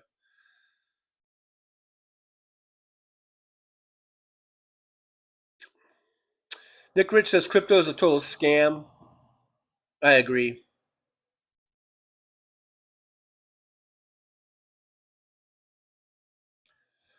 I agree. Okay, I'm skipping down. Nick Rich has is at 12:45, so I'm about 17 minutes, and if I skip down, I'll be even a little bit less. Catherine Real Health Doc says, TJ, Europeans had firearms and major disease. Yeah, that's right. They used to give them like chickenpox laced or some disease laced blankets, right? This is chemical warfare that the Europeans would engage in. Basically, chemical warfare. Oh, kind of like, I guess, or biological warfare, I guess you could say. They would give them blankets that were laced with chickenpox. Like people that had chickenpox would cough into it or whatever. And then they would give that to the Indians, and then the Indians would get chickenpox, and they had no immunity to it, and they would pretty much wipe out a tribe. Or, you know. Okay, so anyhow, Catherine Will Talk says, TJ, Europeans had firearms and major diseases that indigenous couldn't fight, and they knew it. It was a matter of time. Plus, the demon of alcohol. Europeans saw that. And they would give them booze. That was it. Yeah, they would give them booze and blankets full of chickenpox. Really, really, really diabolical. And that's another point I wanted to make about whenever I hear Hal Sparks talk about this subject. And he tries to make it sound like it was like an even thing, like the Indians are just as bad as the whites, and the whites are just as bad as the Indians, or whatever, you know. But and then my thing is like, okay, well, we the whites, we were the Russians, the Indians are the Ukrainians, and also the way that we fought the Indians, and talking about this biological warfare and all this kind of stuff, and even just the massacres of civilians. That they would do, like Wounded Knee, for instance, those would be war crimes today. Those would be considered war crimes. The way we fought the Indians, if we did that today, or if the war crimes things were statutes or were in effect then, we would have been the fucking war criminals. So and Russia is a war criminal. So I think that's why the Russia analogy really fits. We would be the Russians committing the war crimes. So yeah, you can say the Indians were as noble. They're not, and that they're not just all peaceful little peaceniks. That they fought and they could be brutal. And yes, absolutely, they're defending their land. They were defending their fucking land. I think they have a right to be as brutal as they want to be if they're defending their land. And we, the Europeans, we would be up on war crimes if there was such a thing back then. And I don't think there was.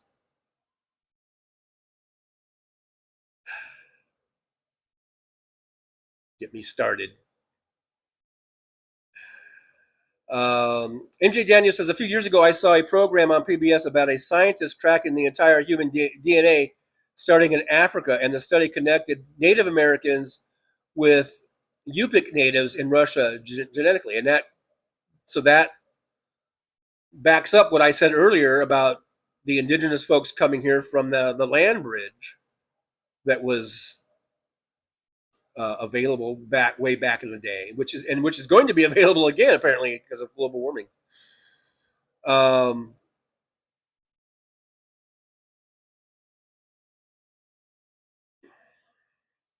TJ is getting deep. Catherine Real Health Talk says no tolerance for alcohol, not at all. Europeans just took over after that with trickery. Some tribes sided with the Europeans for survival and to dominate other.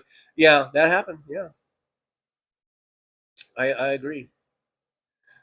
Now here's Falcor. Yeah, like the buffalo. We wiped out the buffalo. The Native Americans, the indigenous. I call them Indians, and I hope that's not offensive. We used to be able to say. I guess I'm old. That we used to say the R word too and shit. But okay, the Native Americans, the indigenous. I'll try to stick with that. Yeah, they would hunt buffalo, and they would fucking eat and utilize every single part of that fucking animal. They would make coats out of the fur. They would eat the meat. They would take the horn, or do buffalo have horn? Whatever. They would take whatever they could. They would take every single and utilize that for their sustenance and for their survival.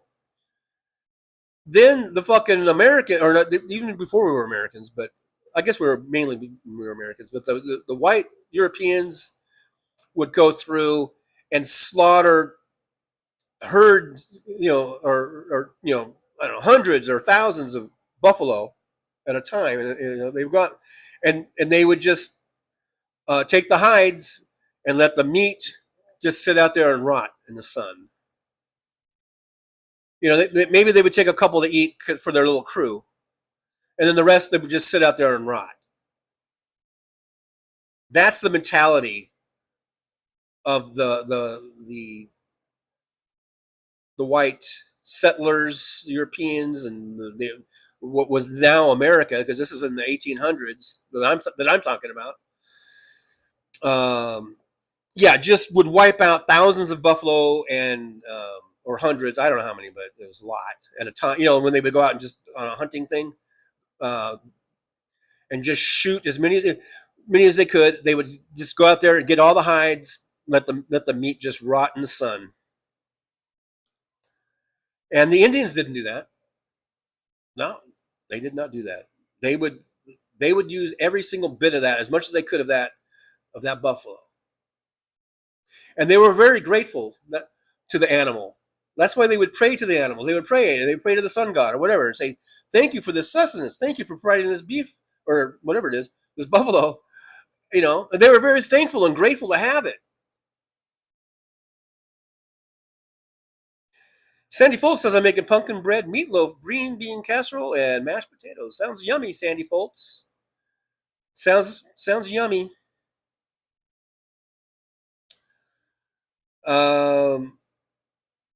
MJ Daniel says Europeans did wipe out the passenger pigeon. Also, they could use the feathers and clothing and just for the fun of killing things. Yep, absolutely. Really, so if you want to look at the thing,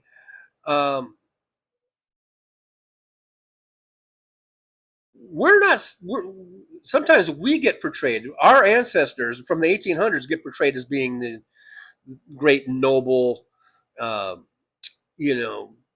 scientifically and technologically advanced, but we were fucking assholes too.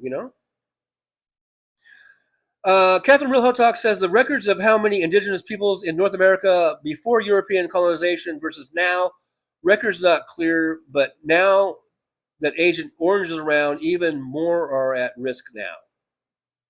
Yeah, I believe that. But I got to think that when we Europeans, I guess going back to Jamestown or whatever, I'm getting like the 1600s and onward, but I got to think there had to be millions of indigenous folks all across North America, right? It was in the millions, probably. I don't know.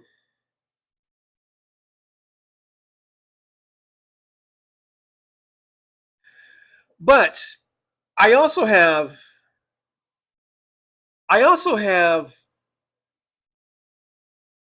now I don't know if this is a contradiction or not.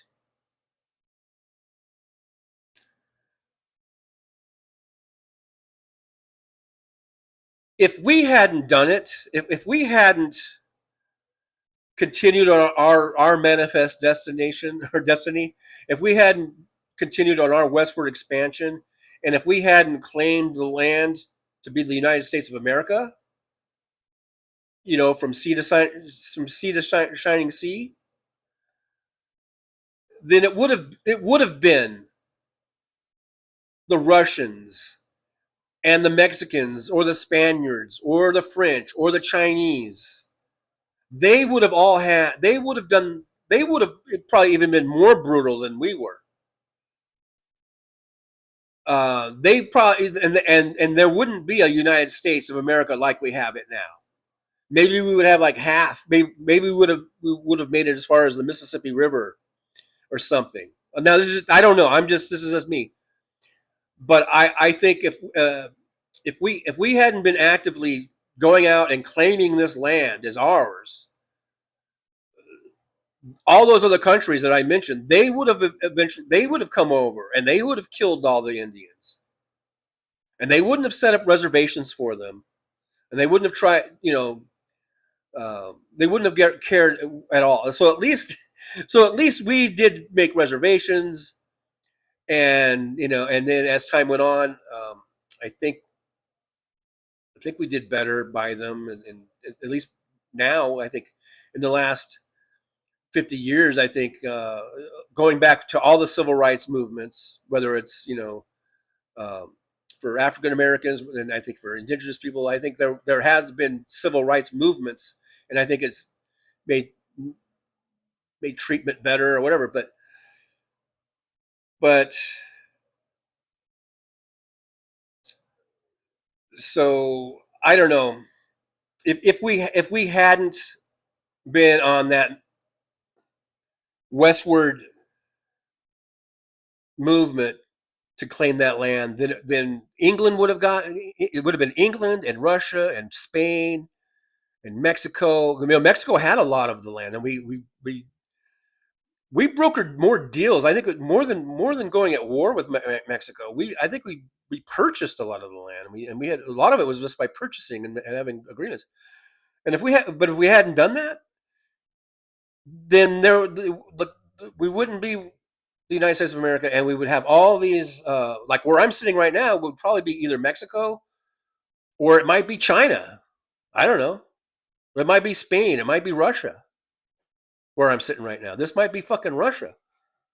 So there's that to remember. I'm just saying the way we did it, I think a lot of instances would be considered war crimes. The way that we did it would be, by today's standards, are considered to be a war crime. The way with the biological and all that stuff, and the massacring of citizens, civilian type of thing.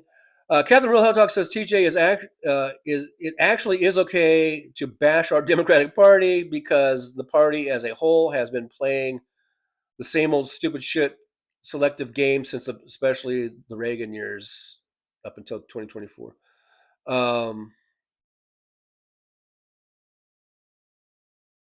Was I bashing the Democratic Party? I'm not really. I don't think, unless I skipped something, but I'm not bashing the Democratic Party.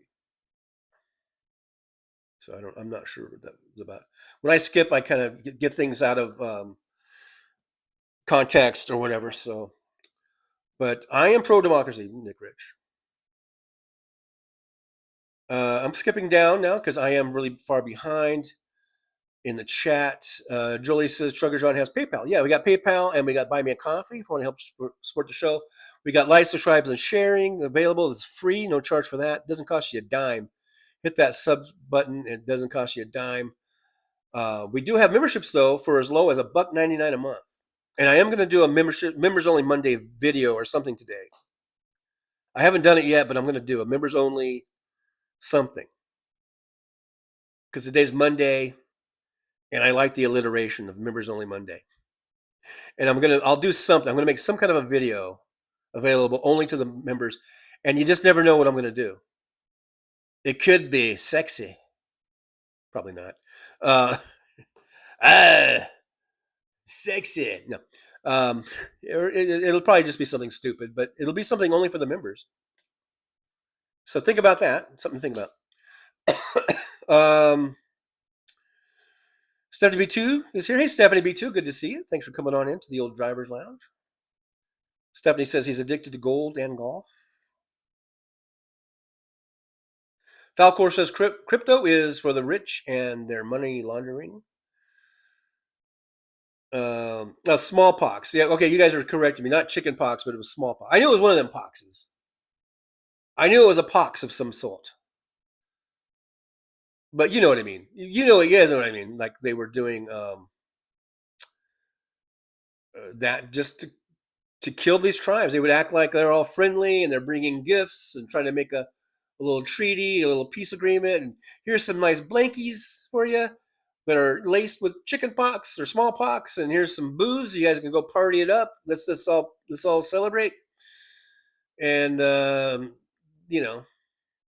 was no bueno. No bueno. Nick Rich sent one Trucker John gift membership. Thank you, Nick Rich. There's a yippee going out to Nick Rich. Thanks for supporting the show. Right now, I see we're over 5 on the so far on the goal. If you guys want to check that out. But LKA 1111 got that membership. So maybe LKA will come on in because I don't believe I've ever seen that person in the chat. So thank you, Nick Rich. I appreciate you for doing that. Let me skip on down a little bit. Darkly Yours is here. Darkly Yours says, how about indigenous? I know it's like a combination of Indian and indigenous. I can't say it. Jen, I'm waiting for the post from Jen to tell me, for fuck's sake, Trucker John, it's indigenous, or whatever. Anyhow, that would be short slang indigenous people. And lend the historical references. Pardon my autistic thoughts. Oh, I no problem. Darkly Yours. I did not even see that as autistic. David Dog says my dream job is teaching cannabis horticulture to people. Maybe I should start a YouTube channel. Absolutely, go for it, Damon Dog. Damon Dog, the big dog. Do it. I might even check it out, and I'm not even into that stuff, but I still might check it out. Because it would be entertaining, I think, and interesting. TNP, Twisted Entertainment says, Catherine, Health Talk, we have one of the beds. Long ago, I won one in a black powder shooting contest, and the other was a wedding gift. So I'm mid-thread. I don't know what you have on the bed. Maybe a big bear skin robe, a bear skin rug. I don't know. I'm just guessing. Catherine Real Health Talk says before colonization, maybe almost 20 million. Now I don't know. Yeah, I don't know if it's less or more. Probably less, huh? Unfortunately. The Soulcraft says Tecumseh almost had a coalition united to stop settlement west of the Mississippi. Yeah, and I remember hearing some of these where they got pretty good unification there with some tribes, and they were able to fight off the white devil for a while, but they couldn't maintain it. Let me skip down a little bit. I know I'm really getting far behind. Oh, actually, I'm kind of caught up, I think. Damon Dog the Big Dog says, by the way, Twisted, those painted pieces on your channel are amazing. Yeah, they are. Check out Twisted Nurse Paintings. Painting got some really, really fantastic looking artwork there. Twisted Nurse Painting says, that is a good idea, John. I should do that for my Patreon members. Oh, about the Members Only Monday? I call it MOM, M-O-M, for Members Only Monday. I guess I caught up because I'm caught up. I think I'm caught up pretty much. Marsha Jones is here. Hey, Marsha, good to see you. Darkly Yours says, Democrats aren't a monolith. The centrists tend to reach for the right, and the progressives reluctantly support the centrist, but it's more like a coalition than a single party. Yeah, Yeah, there's coalitions, there's groups within the party, and that's fine. I think I don't have a problem with it, but they do need, I think, to, and they usually do come together when it comes to big votes. I think, I think they pretty much will come. But the thing is, it only takes one or two holdouts, as we've seen with Joe Manchin and Kirsten Sinema, and I remember before that it was Max Baucus, who I hated. It only takes one or two of those fucking assholes to, when the numbers are that close, when our majorities are that thin, it only takes one or two of them to fuck everything up. That's why we just kind of keep voting and voting and voting and get to massive majority numbers, so that it doesn't take one or two fucking Joe Sinema. I would call it Joe Sinema, Joe Manchin or Kirsten Sinema, to just be the fucking a monkey wrench in the works, a fly in the ointment.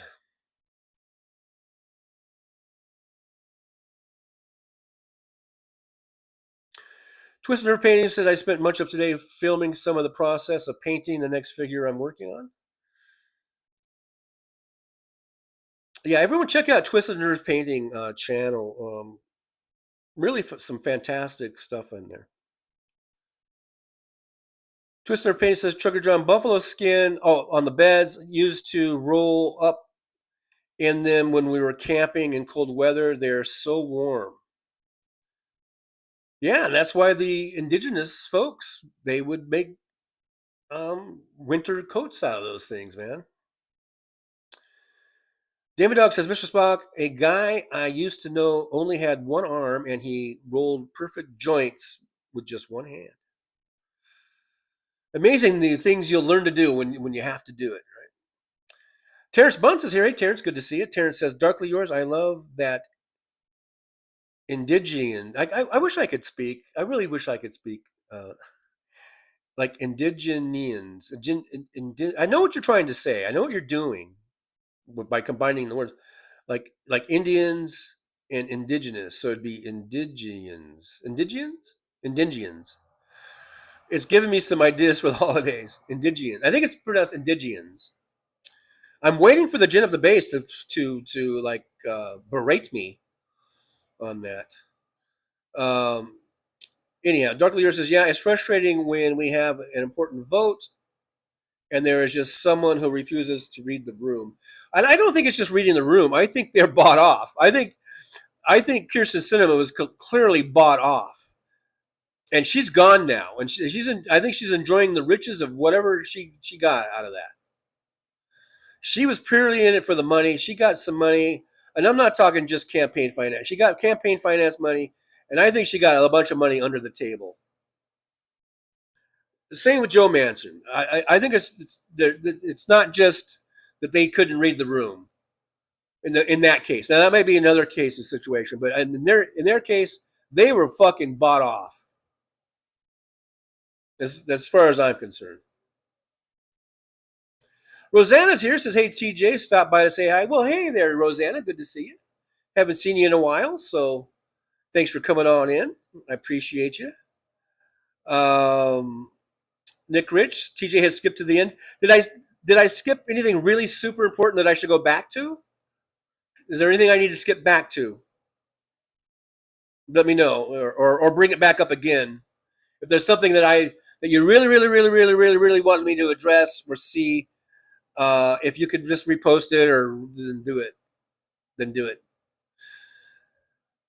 Twisted Nerve Painting Trucker John, she is the DNC chair now. Who? Kirsten Sinema? Kirsten Sinema is the DNC chair? Wait a minute. That can't be right. Sinema is the DNC chair. I'm going to look that up. She cannot be the DNC chair. She became a independent. She even left the party. Jim Bay says, TJ, I applaud you for working on pronouncing big words. I'm a big boy. I'm a big boy. Nicholas Skip to Malou. Catherine Real Hot Talk says, yes, TJ, you skipped some really important points. Can't repost, but maybe another time. Oh boy, now I feel like I gotta go back. What did I miss?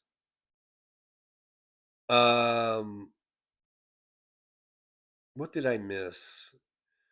Here's Catherine saying, reference movie Dances with Wolves, especially the director's cut, pretty damn accurate. I love that movie, by the way. I don't think I've seen the director's cut, but I love that movie. I really do. I thought that was a great movie. Damon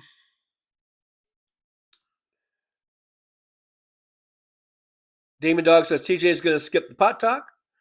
David Weiss from Denver is here. It says it was blankets with smallpox, which I mentioned. I called it chicken pox. I'm sorry. I think we get the point. I don't think I was off point there, but anyhow, David says it was blankets with smallpox, not chicken pox. The pox spread.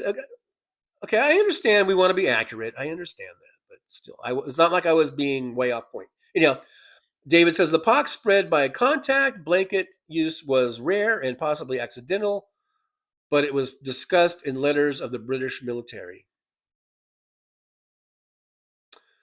I don't think there was anything accidental about it. There was nothing accidental. They were intentionally giving them tainted blankets, I guess we could say. Smallpox tainted blankets, and it was intentional. Did I go far? Did I go back far enough? Because I thought I covered most of this, or went over most of this.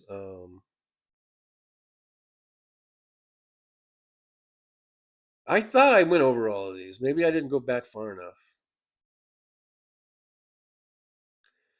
Catherine Real Hell Talk says now maybe 10 million, maybe, but records are poor.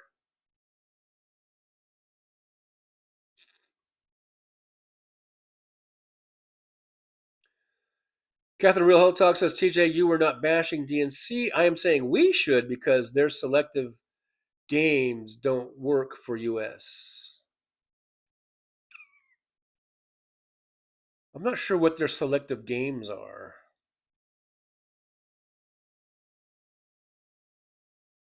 I do think that maybe they don't read the room as collectively. I think that we Democrats as a whole, on the whole, are much more progressive than either they know or they want to know.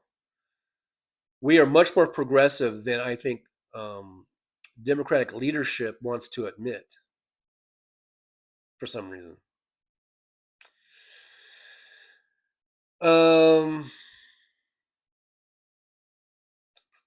So I don't know if I skipped it, if I missed anything else or not. I thought I covered most of this stuff. Indigenous,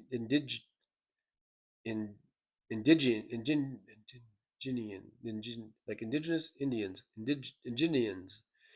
See, I'm still having a hard time. Indigens,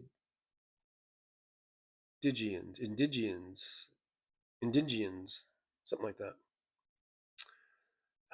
I should stop saying that. I still don't think Kirsten Sinema is the DNC chair because she's not even a Democrat anymore, and she's not even in politics anymore. All right, so I went back. I don't know what I missed. I don't know, but I did love. I do and still do love Dances with Wolves. Kevin Costner deserved an Oscar for that, for Best Picture. I think he won that for Best Picture or Best Director, whatever it was. Dr. Lear says, I think Ken Martin is the DNC chair as of this year. Mr. Spock, Little Big Man. I saw that as a kid. That is a great movie. I haven't seen it in a while. Hopefully it's held up over time. Great movie.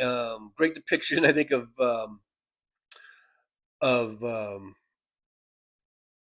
what's his face, Custer and Little Bighorn and all that, and Dustin Hoffman. It was a great movie. That was a great movie.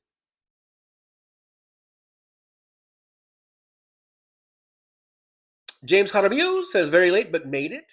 You made it, James. You made it. Thanks for being here. I appreciate you coming on in. I do appreciate you. There's a minute 42 to go left on the goal. Minute 42. Catherine Real Health Talk says, TJ, don't worry too much about it. We appreciate you. I appreciate you guys. I appreciate you guys being here and hanging out. Marsha Jones is here. Practice makes perfect. Not sure what that was in reference to. Petrazi20 is here. Hey, Petrazi, good to see you. Thanks for coming on in. Josh says, I missed a bunch. Anything good? It's all been good. It's all good, Josh. All good. Every single bit of it. You need to watch the replay. Just watch the replay and put it on a loop. Just put this show on a loop and keep playing it until the next one, which will be tomorrow at 9 a.m. Pacific time. Nick Rich 130, so I'm only 1 minute behind now. Twist Nerve Painting says, sorry, I meant Gillibrand. Oh, but it could be that I heard she was nominated.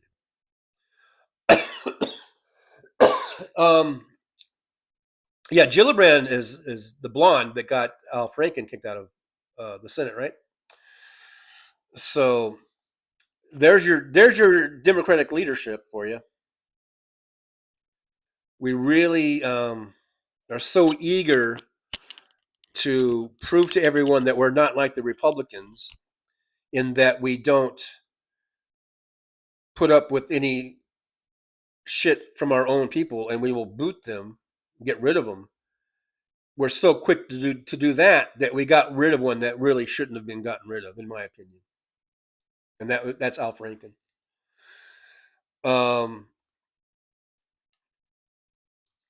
But anyhow, it is what it is. And Al Franken seems to be very happy being retired and spending time with his grandkids. So I guess it all worked out. The Soulcraft says the Postman is very underappreciated, in my opinion. Oh, the Postman. Okay, yeah, the movie. It's funny when you said the Postman. The first thing I went to was just the U.S. Postal Service. But anyhow, the Soulcraft says the Postman is very underappreciated, in my opinion, when Costner and Will Patton fight at the end. You know what? It's been so long since I've seen that movie. I think I only saw it once. See, like Dancing with Wolves, I saw it a whole bunch of times. And I watched it a bunch, so I remember a lot of that movie. The Postman, I think I only saw it once, maybe twice, and it's been decades since I've watched it. But I don't remember having a bad reaction to it. I remember that I liked it, and I remember Will Patton was in it, and he was the bad guy or whatever, or the antagonist, I guess. And so, but I don't remember all the complete details of it. So now it's like I should watch it again. It's probably worth a rewatch. It's probably worth a rewatch. And I do remember it seemed to get somewhat panned by critics. It seemed to be kind of maybe lukewarm at the box office. I remember there was Tom Petty music in it, so I liked it for that. But I don't remember hating it. Let's just put it that way. I don't remember hating it, and it's probably worth a rewatch. That's all I got to say about that. Owen says, I just got one of those scam texts. What are you planning to do? So lame. Oh, yeah, I get those too. I just block them. Twisted Nerve Painting says, yes, I'd like my senator back. Are you in Minnesota? Darkly Yours says, it's hard to keep track of kicking out Al Franken, which was such a huge mistake. It was. But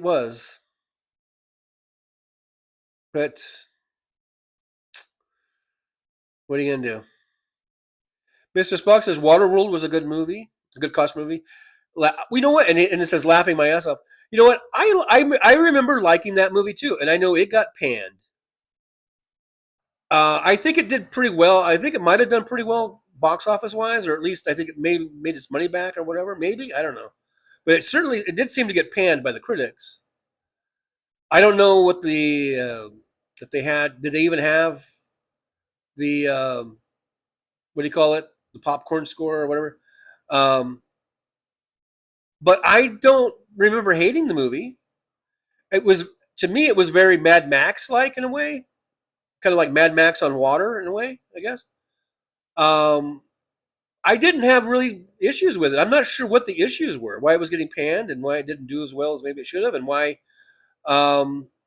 Mr. Spock is laughing at it. I don't know, but I don't know. Like I said, I probably haven't seen the movie since when the '90s it came out, in the '90s, I guess.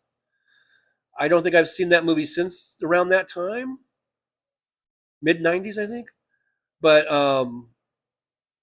I don't remember hating it. I don't remember walking out of the theater and thinking that was a piece of shit. So there's that. It's got that going for it. Petrozzi 120 says, I liked Waterworld. Yeah, like I said, I don't remember hating it. It had Dennis Hopper. I almost said Dennis Leary. It had Dennis Hopper. Just think if it had Dennis Leary in it. It had Dennis Hopper as the bad guy, and I think Dennis Hopper makes a great bad guy. Maybe that's why they panned it. Maybe he was a little too over the top or something. I don't know.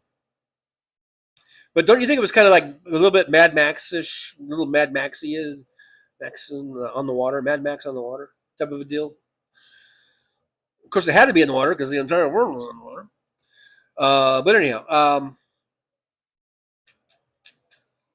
Twisted Nerve Painting says, "Oh, I love his show now. Just wished he was in the Senate."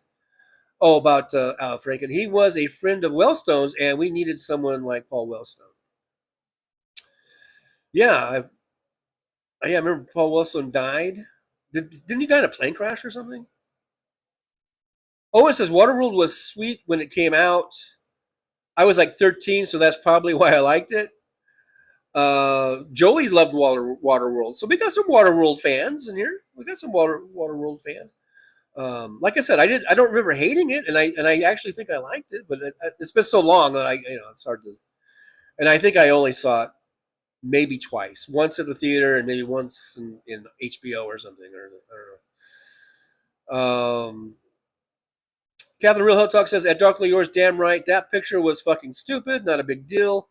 But the lady in the picture was embarrassed, felt bad for her." Well, you know what? That lady in the picture,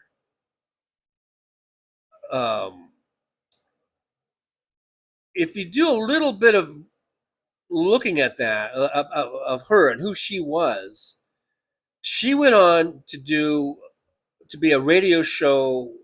I think she had her own radio show. And I think she got in contact with Roger Stone or somebody like that. Look this up. Fact check me. I think there was some sort of Roger Stone connection, and so she's not as sweet and innocent as this might appear. I think she had absolutely no problem with it whatsoever until she got contacted by someone like Roger Stone or people on the right, and they made this an opportunity. They saw the Me Too movement, and they saw this as an opportunity for, we're going to get one of theirs. And they didn't like how Al Franken would be in these Senate hearings and was grilling people like, who was the Keebler elf that was, they were trying to confirm, right, as AG or something. Wasn't Franken like grilling that dude? And they didn't like that. So this gal in that picture, she wasn't so sweet and innocent. She purely went through, how many years was that picture that happened? 10 years, 20 years before that? Or whatever it was. She never said nothing about it. She didn't give a fuck about it until all of a sudden she has her own radio show, and the right way, and it was conservative radio and all this kind of shit. Then they started saying, hey, what about this picture? And then all of a sudden it was like, oh, I know, and then the fucking crocodile tears came out. Then the fucking criticism or whatever. Then her criticism of Al Franken came out. But before then, she didn't give a fuck. So she's not embarrassed. That was all bullshit. That was total bullshit. And you can look it up, guys.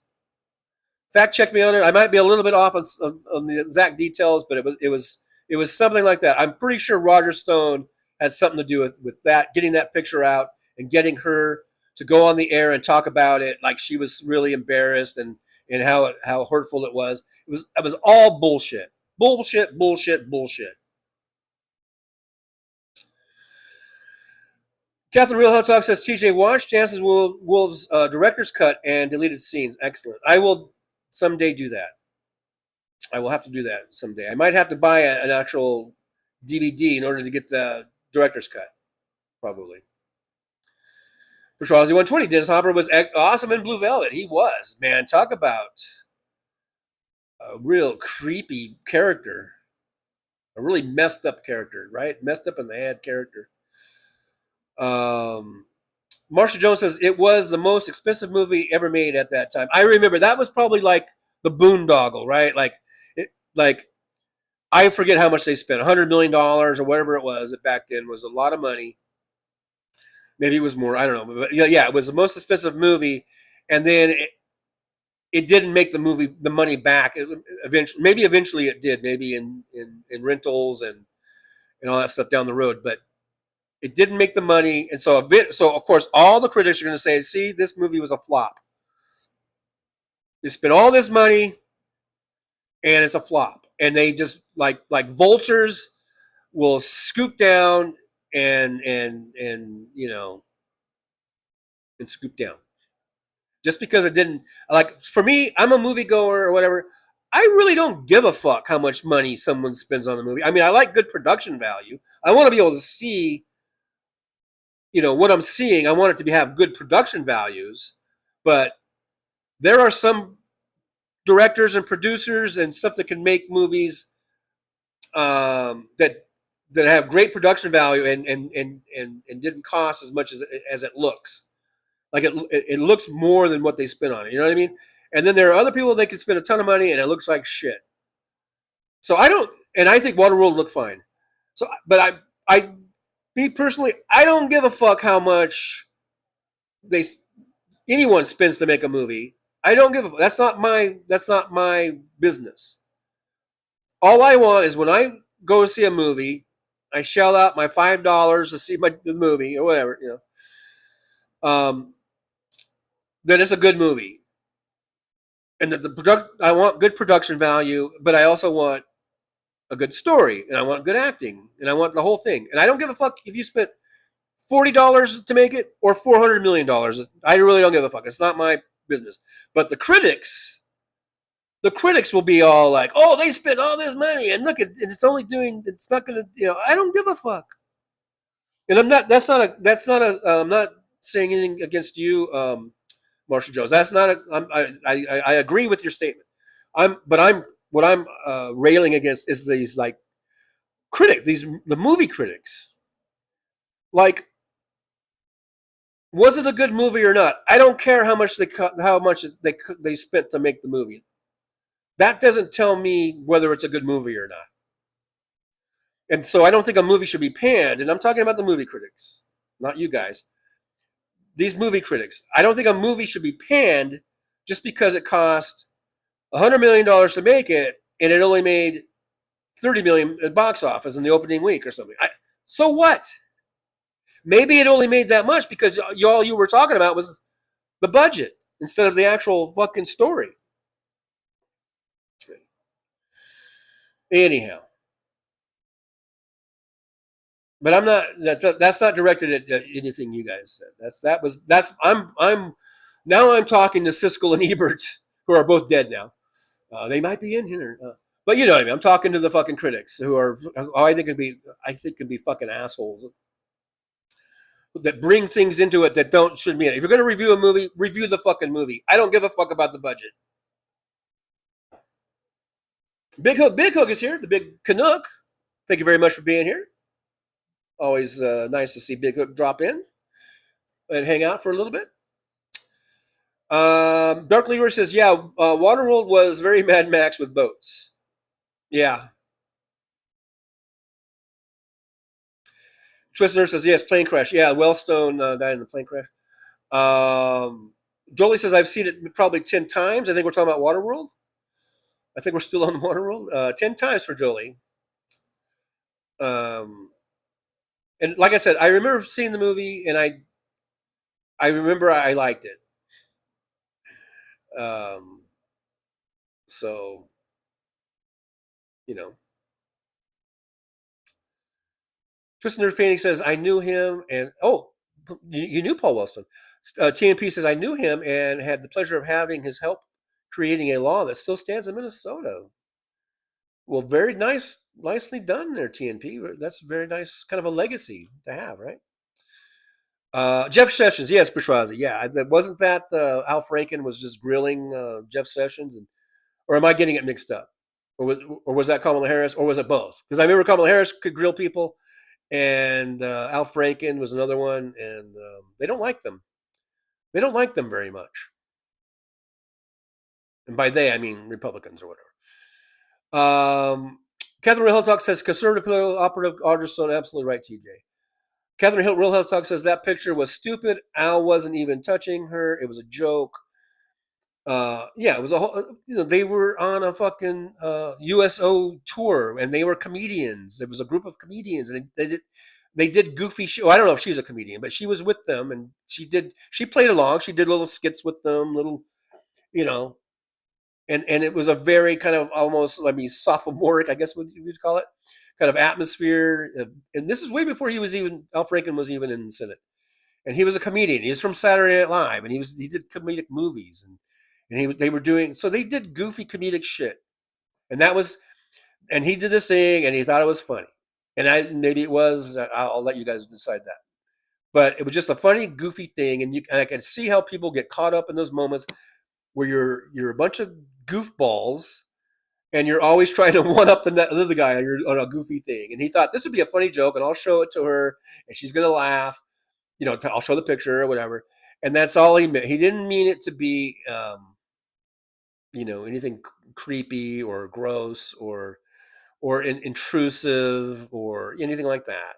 He didn't mean it. But I'm sure in retrospect, he's like, God damn it, I wish I hadn't have done that. But you got to, I'm willing to give Al Franken a lot of slack on that, considering the whole thing, them being like I said, a little group of goofballs, comedians. They're going out. They've been on this USO tour. They've gotten to know each other very well, probably, and you become much more informal with people the more you know them, right? You're not so formal. You're not so stiff. You're not so. So you have this familiarity, and you think, I could play these little jokes, and we can play these little pranks, and that's all it was. And it certainly wasn't. It wasn't as big of a deal as they made it out to be. And I do still blame a lot of our own for just jumping on that, as wanting to use people on our side, even you wanted to use the Me Too movement was big then, and to say, see there, we don't even take this shit from our own. Even someone like Al Franken, a U.S. senator, but it was all instigated by the right wing, and that woman in that picture, I forget her name, as it turns out, is a fucking right winger. She was doing radio, and she was doing like conservative talk. Anyhow.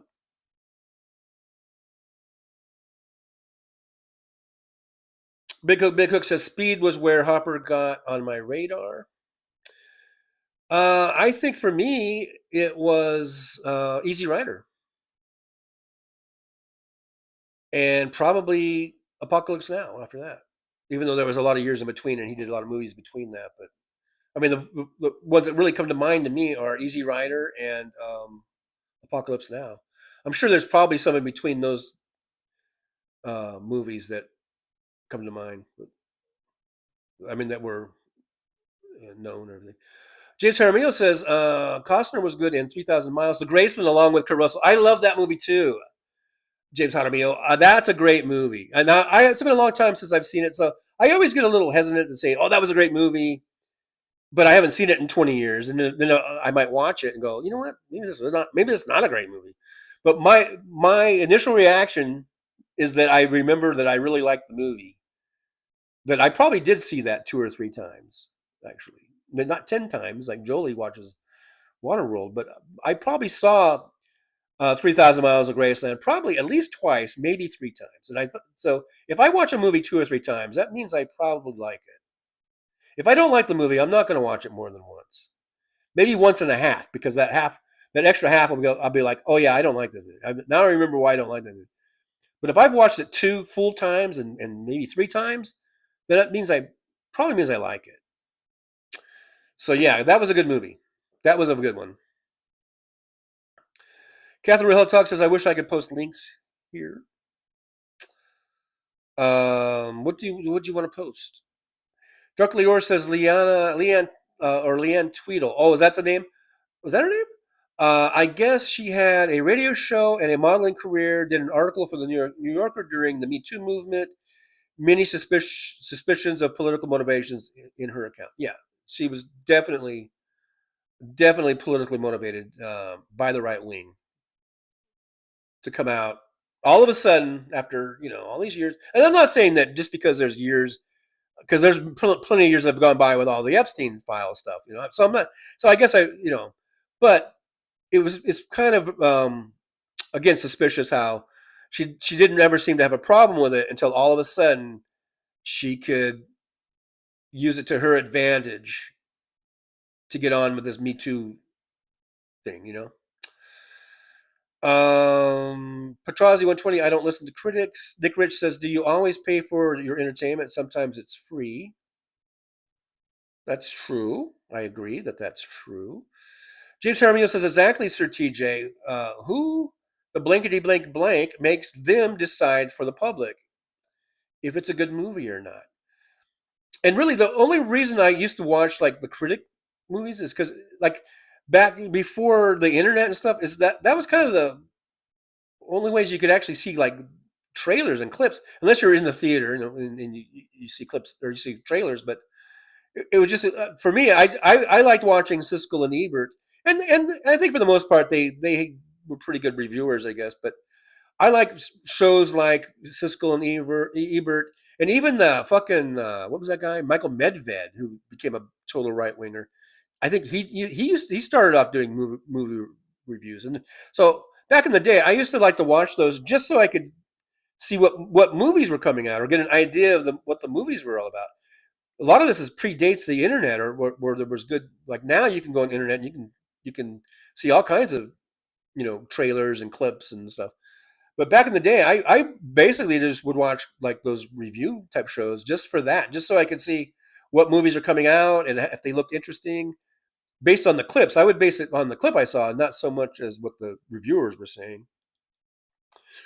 But anyhow, Catherine Real Talk says even Tom Arnold said it was a setup. Oh yeah, I think I remember Tom Arnold talking about that. Christina Sun Ghost Squad said long live stream today. I had you running, but I had the sound off because I was doing a video at one point, and I figured when I finished it'd be over. But sometimes I go long. Here we are, 2 hours and 20 minutes.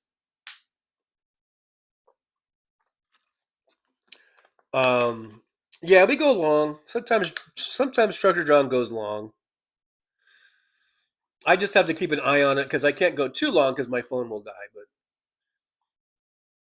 I've gone as long as 2 hours and 50 minutes or so, and I'll shut it off, and I've got like 3% left on my battery or something. So yeah, so I just don't want it where all of a sudden the show just goes dead, because the battery died. So I try to keep it, like right now we're at 2.5 hours. So I should probably be skedaddling or skadoodling before much longer here. The Soulcraft says, I like Wyatt Earp movie with Costner more than the Tombstone, way more accurate. Dennis Quaid losing all that weight to play Holiday. You know what, Soulcraft? I love both of those movies. And I remember watching, they both came out within a year of each other. And I almost kind of wished that they could be combined somehow, because I saw things in the Kurt Russell one, and because I think Kurt Russell, it kind of embodies Wyatt Earp better than Costner. But I don't know. I just remember I really liked both movies, and there were things in one movie that I liked, and one things in the other movie that I liked, and I kind of wish they could have been combined somehow. But I really like them. I really like both of those movies, and they do sort of touch on different things, especially the kind of the aftermath of the OK Corral. Well, the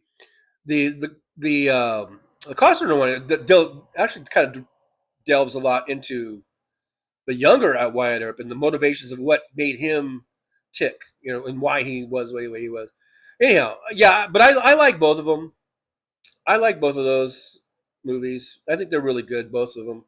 But there's something about I think Kurt Russell really, with the mustache and everything. I guess maybe it's the mustache that he really pulled off better than Costner did. But I don't know. I think I kind of lean towards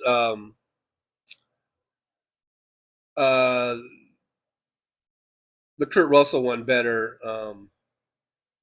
But I like them both. Yeah, I guess Tombstone was the Kurt Russell one, but I like them both. But I think I like Tombstone better. If I had to choose one, I think I did like the Tombstone one better. Maybe it's not as accurate, but we're talking with a lot of legendary stuff anyhow, and so I don't know. But I think I like Tombstone better. But the Wyatt Earp was very good. And have you been watching the Billy the Kid series on MGM Plus? The season 3. I've been watching that. That's out now, and they're doing it like one episode a week. So the other episodes, I pretty much binge watched them because I think I got it after they had all been released. But season 1, I've been watching it for the last couple of years though. I've been watching the Billy the Kid series, and I really like it. And I know it's probably not, there's a lot of they take. I just had a call come in. If we went if we kind of blanked out there for a second, it was from The Office. So I should call them back. So I should probably end the show, call them back. It was from The Office. I don't know if it has something to do with the bugs or whatever. So I'm going to skip a lot of stuff here, guys. Sorry to do that.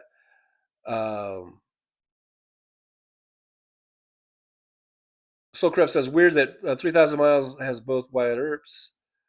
That's right. DPD 5844, Leaving Las Vegas with Nick Cage. That's a good movie, but it's a really depressing movie, isn't it? Right? Kind of really depressing. But it's a good movie. I'll say that. It was a good movie. Soulcraft, Harry Stanton. Yeah, he was good. I remember him in Red Dawn. Soulcraft, Ray Liotta in No Escape. Jen at the Base says, Trucker John, classic TJ. He's a Wyatt Earp snob. Jesus Christ. Jen at the Base. I am not a Wyatt Earp snot or snob. Soulcraft's Tombstone has the better one-liners, one-liner quotes. And I love Val Kilmer's Doc Holliday, though. Anyhow, but they're both good. I like them both. Jill Basis, Trucker Jones, sorry, TJ, that was me calling you. No, it wasn't. Unless you got a job down here at the office, because it came up as their thing there. David Dog, I want to talk about car insurance. Okay, guys, Silverado. Oh, Silverado was good too. I remember Kevin Kline was really cool in that. One of his more cooler roles, I think. But anyhow, all right, we could talk about westerns and movies all day long. And I got to go. We are at 2 hours, 36 minutes. All right, today is Monday. We will be back again live tomorrow at 9 a.m. Pacific time. And I'm going to put out a members only Monday video today at some point. So be on the lookout for that. Bolo, a members only. So if you want to see it, you got to be a member. See what I did there? See what I did? Thanks, guys, for watching. We still got 40 watching, and we're at the end of the show. And usually we're down to like the dirty dozen or something. But I'll see you guys tomorrow. I'm just trying to think, is there anything else I'm leaving out? We'll see you Saturday. I'm going to do, I guess, a regular show on Saturday. that I normally do right after Hal, and then I think I'm going to try and do. I'm going to go down to the No Kings protest, and I'll try to live stream from down there. Sometimes on the Strip, live streaming is kind of iffy. It might work, it might not work. If I don't live stream, I'll at least do some videos and post videos of it. All right, guys. Well, in the meantime, we still have a few days before that, so I'll see you guys tomorrow at 9 a.m. Pacific time. You guys have a great day. Peace out. Hang together. Stick together. Let's get through this together. And don't take the bait. All right, guys. Yeah, once again,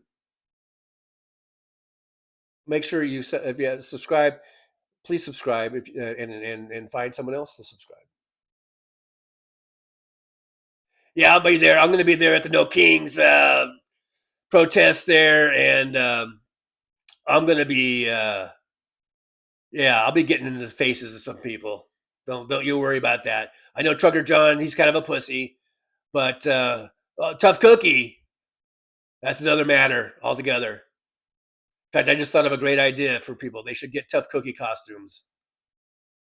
If I could sell some Tough Cookie costumes, that's what I would be recommending. Anyhow, No Kings. Yeah, or we could get some Paul the Purple Beard costumes. That'd be cool for No Kings Day. Think about it, huh? Think about it. Just take a minute to think about it. But yeah, we're all going to be there. Strength in numbers. Strength in numbers. We're all going to be there for the No Kings protest. So we'll see you guys then. And guys, just thank you very much for being here. Appreciate it. All right, guys. So all that's left to do is, of course, the words of wisdom. So you might want to get something to write with and write this down. Words of wisdom. I've gotten such good feedback on it. Everyone loves the words of wisdom. And they tell me that they are writing books about it. So, all right. You guys ready? Today's words of wisdom are...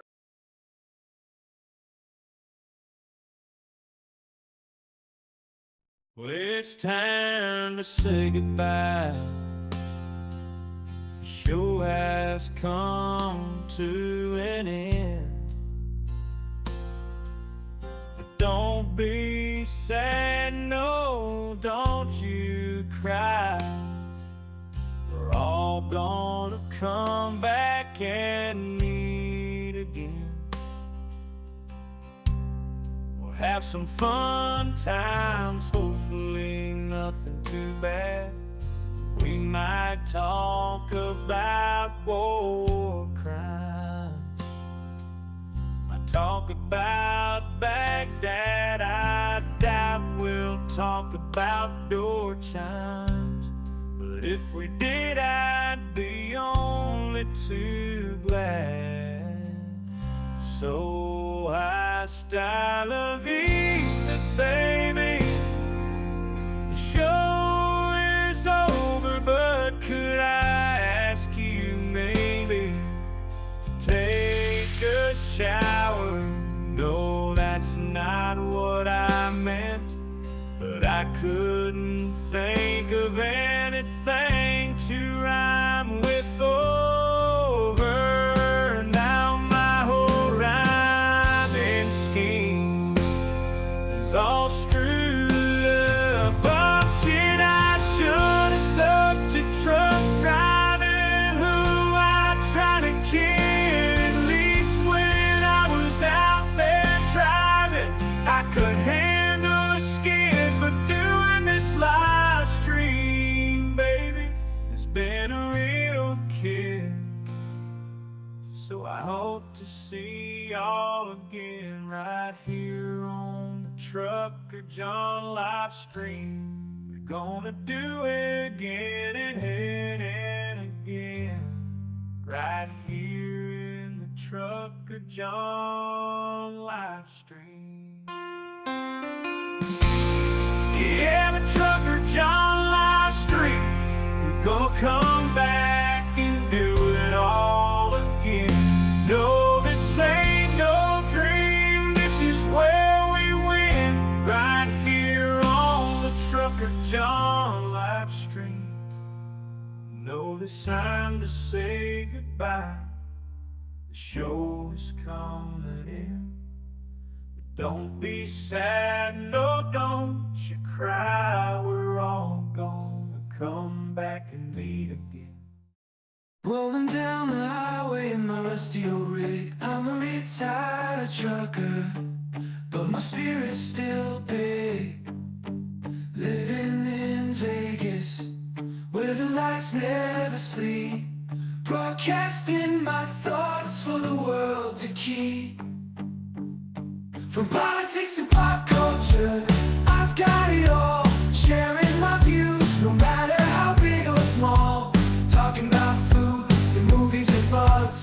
Shining a light on all the social issues. No shows, I've driven through the desert, seen the city so bright. But now I'm living in a different kind of fight. From my apartment in Las Vegas, I hold the key, exploring the world through my live stream for free.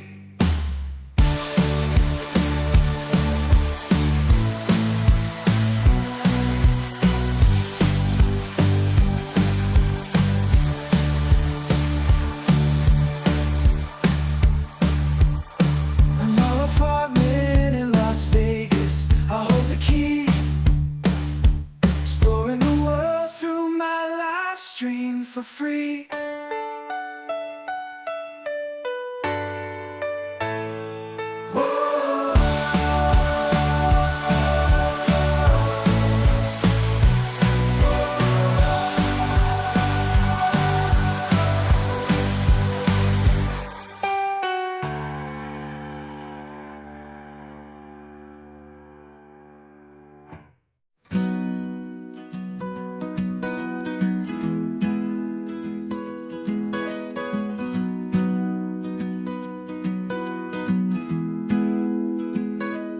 So you wanna take a trip down Paradise Road, but it ain't that pretty, it ain't paved with gold. Everybody's got the dirty little secrets, everybody's got some things unknown.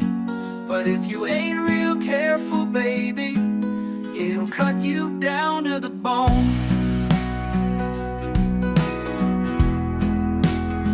Under all those bright lights, you've gotta learn to ignore the glitter. It's all about fight or flight, and you don't wanna do either.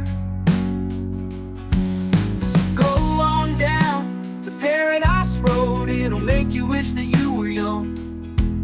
But all it'll do is make you feel old and regret trading in your love for lust. It's all just a big charade, it's all just one big game, and it ain't about love. It's all about the thrills, it's about staying in the hunt, it's about going in for the kill. So head on down to Paradise Road, that's where your friends are now. They're the people that nobody knows, so go ahead and make your big show.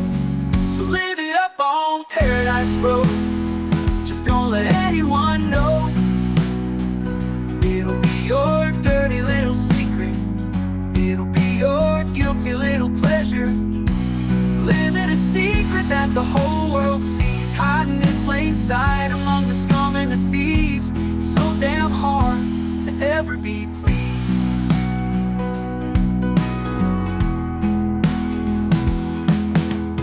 Everyone wants to live the good life, everybody wants a piece of paradise.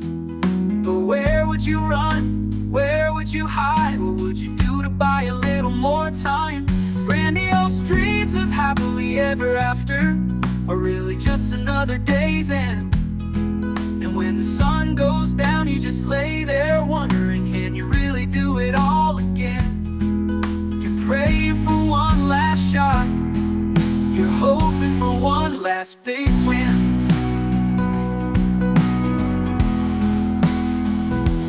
Paradise Road is calling, so you better hurry along.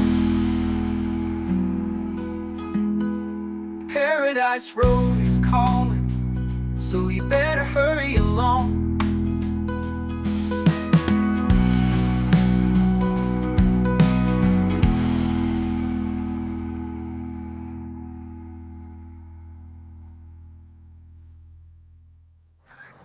Show's over, I'm out of here, folks. Bye.